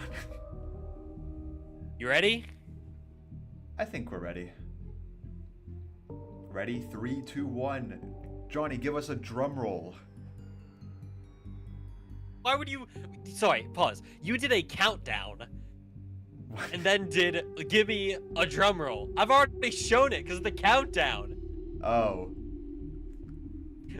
Freddy mask. We get to see Freddy's mask. The iconic FNAF 2 mechanic. So in the first game, you know, there wasn't much of, you know, Mike closing the doors or using the lights. Not really at all. He wasn't really playing FNAF. No, he wasn't really. Maybe in the second one he'll play FNAF. Maybe. I wonder how they'll make, like, cause for the FNAF 1 movie, they like adapted the FNAF 1 office to be like more realistic. Obviously, like, you know, the no more big doors that lose power when they close. But for FNAF 2, I wonder how they'll modernize that office. Right. Yeah, because that's a very like weird office, because you got a giant hallway with no doors. You've got two giant vents to the side. You know, it's a very like video gamey setting. It doesn't look realistic at all. So how they're going to adapt that is going to be interesting. I'm very curious. But I think no matter what, they'll keep it semi-faithful. But anyway, for the mask... And also... Oh, yeah. I was just going to say, there has to be some way for... You know, there has to be some difference between defending yourself from the toys and the Withereds. And I think the mask is just a perfect way to go about doing that. Plus, if we're going with the theory that the Withereds are going to be the original toys, and maybe they just got mad because they were crushed and withered and whatever, and they will recognize Mike if they see him. So, to hide his identity, he'd put on a mask. Ooh. That's a good idea. That's kind of similar to what I was going to bring up, too. Yeah? Yeah. And obviously, I think, you know, it'll be... The Freddy mask itself will just be a Withered Freddy mask. Like, just Withered Freddy head. There's no denying that. I wonder, too, if Mike has to, like, put on the mask, like, really quick to show off an animatronic. I wonder if they'll also do, like, the flashing lights. Oh, like, yeah! In the first movie, like, we did, like, the animatronics did have, like, the spirits did have, like, control, like, the whole building with, like, flashing lights and breaking lights. So, they could do that. That would be reasonable. That'd look great. That would be very cinematic and very scary. Cinema! There's cinema. But that's the whole then thing. They can do a thing where Fox is in the office, and then he's like, now there's two Freddy's in the room. And then Bonnie will come in the room, and he'll be like, I'm pretty sure that's Freddy. And, Freddy, you know... Withered Freddy says that. And then Foxy says, oh, god damn it, you're Freddy! And then Freddy stares at the camera, and then he does an eye roll, and he walks out, and then he says, fuck this shit, I'm out. Exactly. And that's the movie got its PG rating. That's it. And then that's the end of the movie. Yep. Mike reaches 6 a.m. You know, he throws up, and then the credits roll. Just like the original video. Yep. And speaking of the end, that's the end. Oh, okay. I was gonna do an outro too. Well, you do the outro. You seem like you had more energy. All right. Alright guys, that's gonna do it for our Five Nights at Freddy's 2 movie predictions. Let me know in the comments down below, what do you think that we missed? Which of these do you think is most likely gonna happen? What are your predictions for the second FNAF movie? It comes out in just 1 year from today. So get excited, make sure to smash that subscribe button so you don't miss out on any more FNAF news. Make sure to subscribe to the hottest dog so you stay up to date with all the hottest FNAF animations that they got going on. And Hot Dog, anything to say? That's me. I'm very powerful. I'm not coming to the games. Thank you for watching. Coming to the games? I'm not coming to the games, but I will be in the third movie. Oh, okay. I will be in the third movie on the desk. On the desk. On the desk, just like in the game. You'll see me right there. I believe it. Yep, I can't wait to wait like 2 years to make a single Twitter post, right? Post a SpongeBob thing. Oh, Gary, look, there I am. And it's just the hot dog on the FNAF 3 desk. Look, Gary, there I am. Look, Gary, there I am. I hope they have the hot dog in real life. And it's like whatever Scott did, where it's like 4 hot dogs and just a giant bun. At first I thought there was like little like cigarettes at first. I didn't think that was a hot dog. I thought that too. That was not a hot dog. No. Yeah, but before we end the stream, does Chad have any other final predictions? What do you guys think about the list?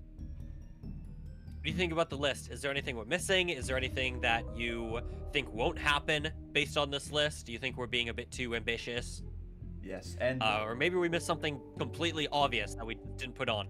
Yeah, and with the promos for this live stream, we also included the FNAF 2 bingo, the blank bingo list, so you can make your own bingo lists, if you please. Right. If you want to make your own bingo list and like tag us on Twitter or, sorry, X, the everything app, feel free to do so. I'd love to see your predictions. Owned by Elon Musk. Prediction. True. Prediction. Wizards and toys fight, says Antonio WQ. Antonio WQ, you are cooking. I wonder how that would play out if they actually had him fight. Freddy nose honk? It wasn't in the first movie, so yeah. I don't know. You know what also wasn't in the first movie? I feel like if it was going to be in the movie, it would have been in the first one. The Toreador March was not in the first movie either. Maybe they could do it here. No, it wasn't. They didn't have a power out scene. For some reason. And for some reason they had a third Foxy chase scene. Exactly what we needed. That's what... We needed 3. The goats, they know what we want.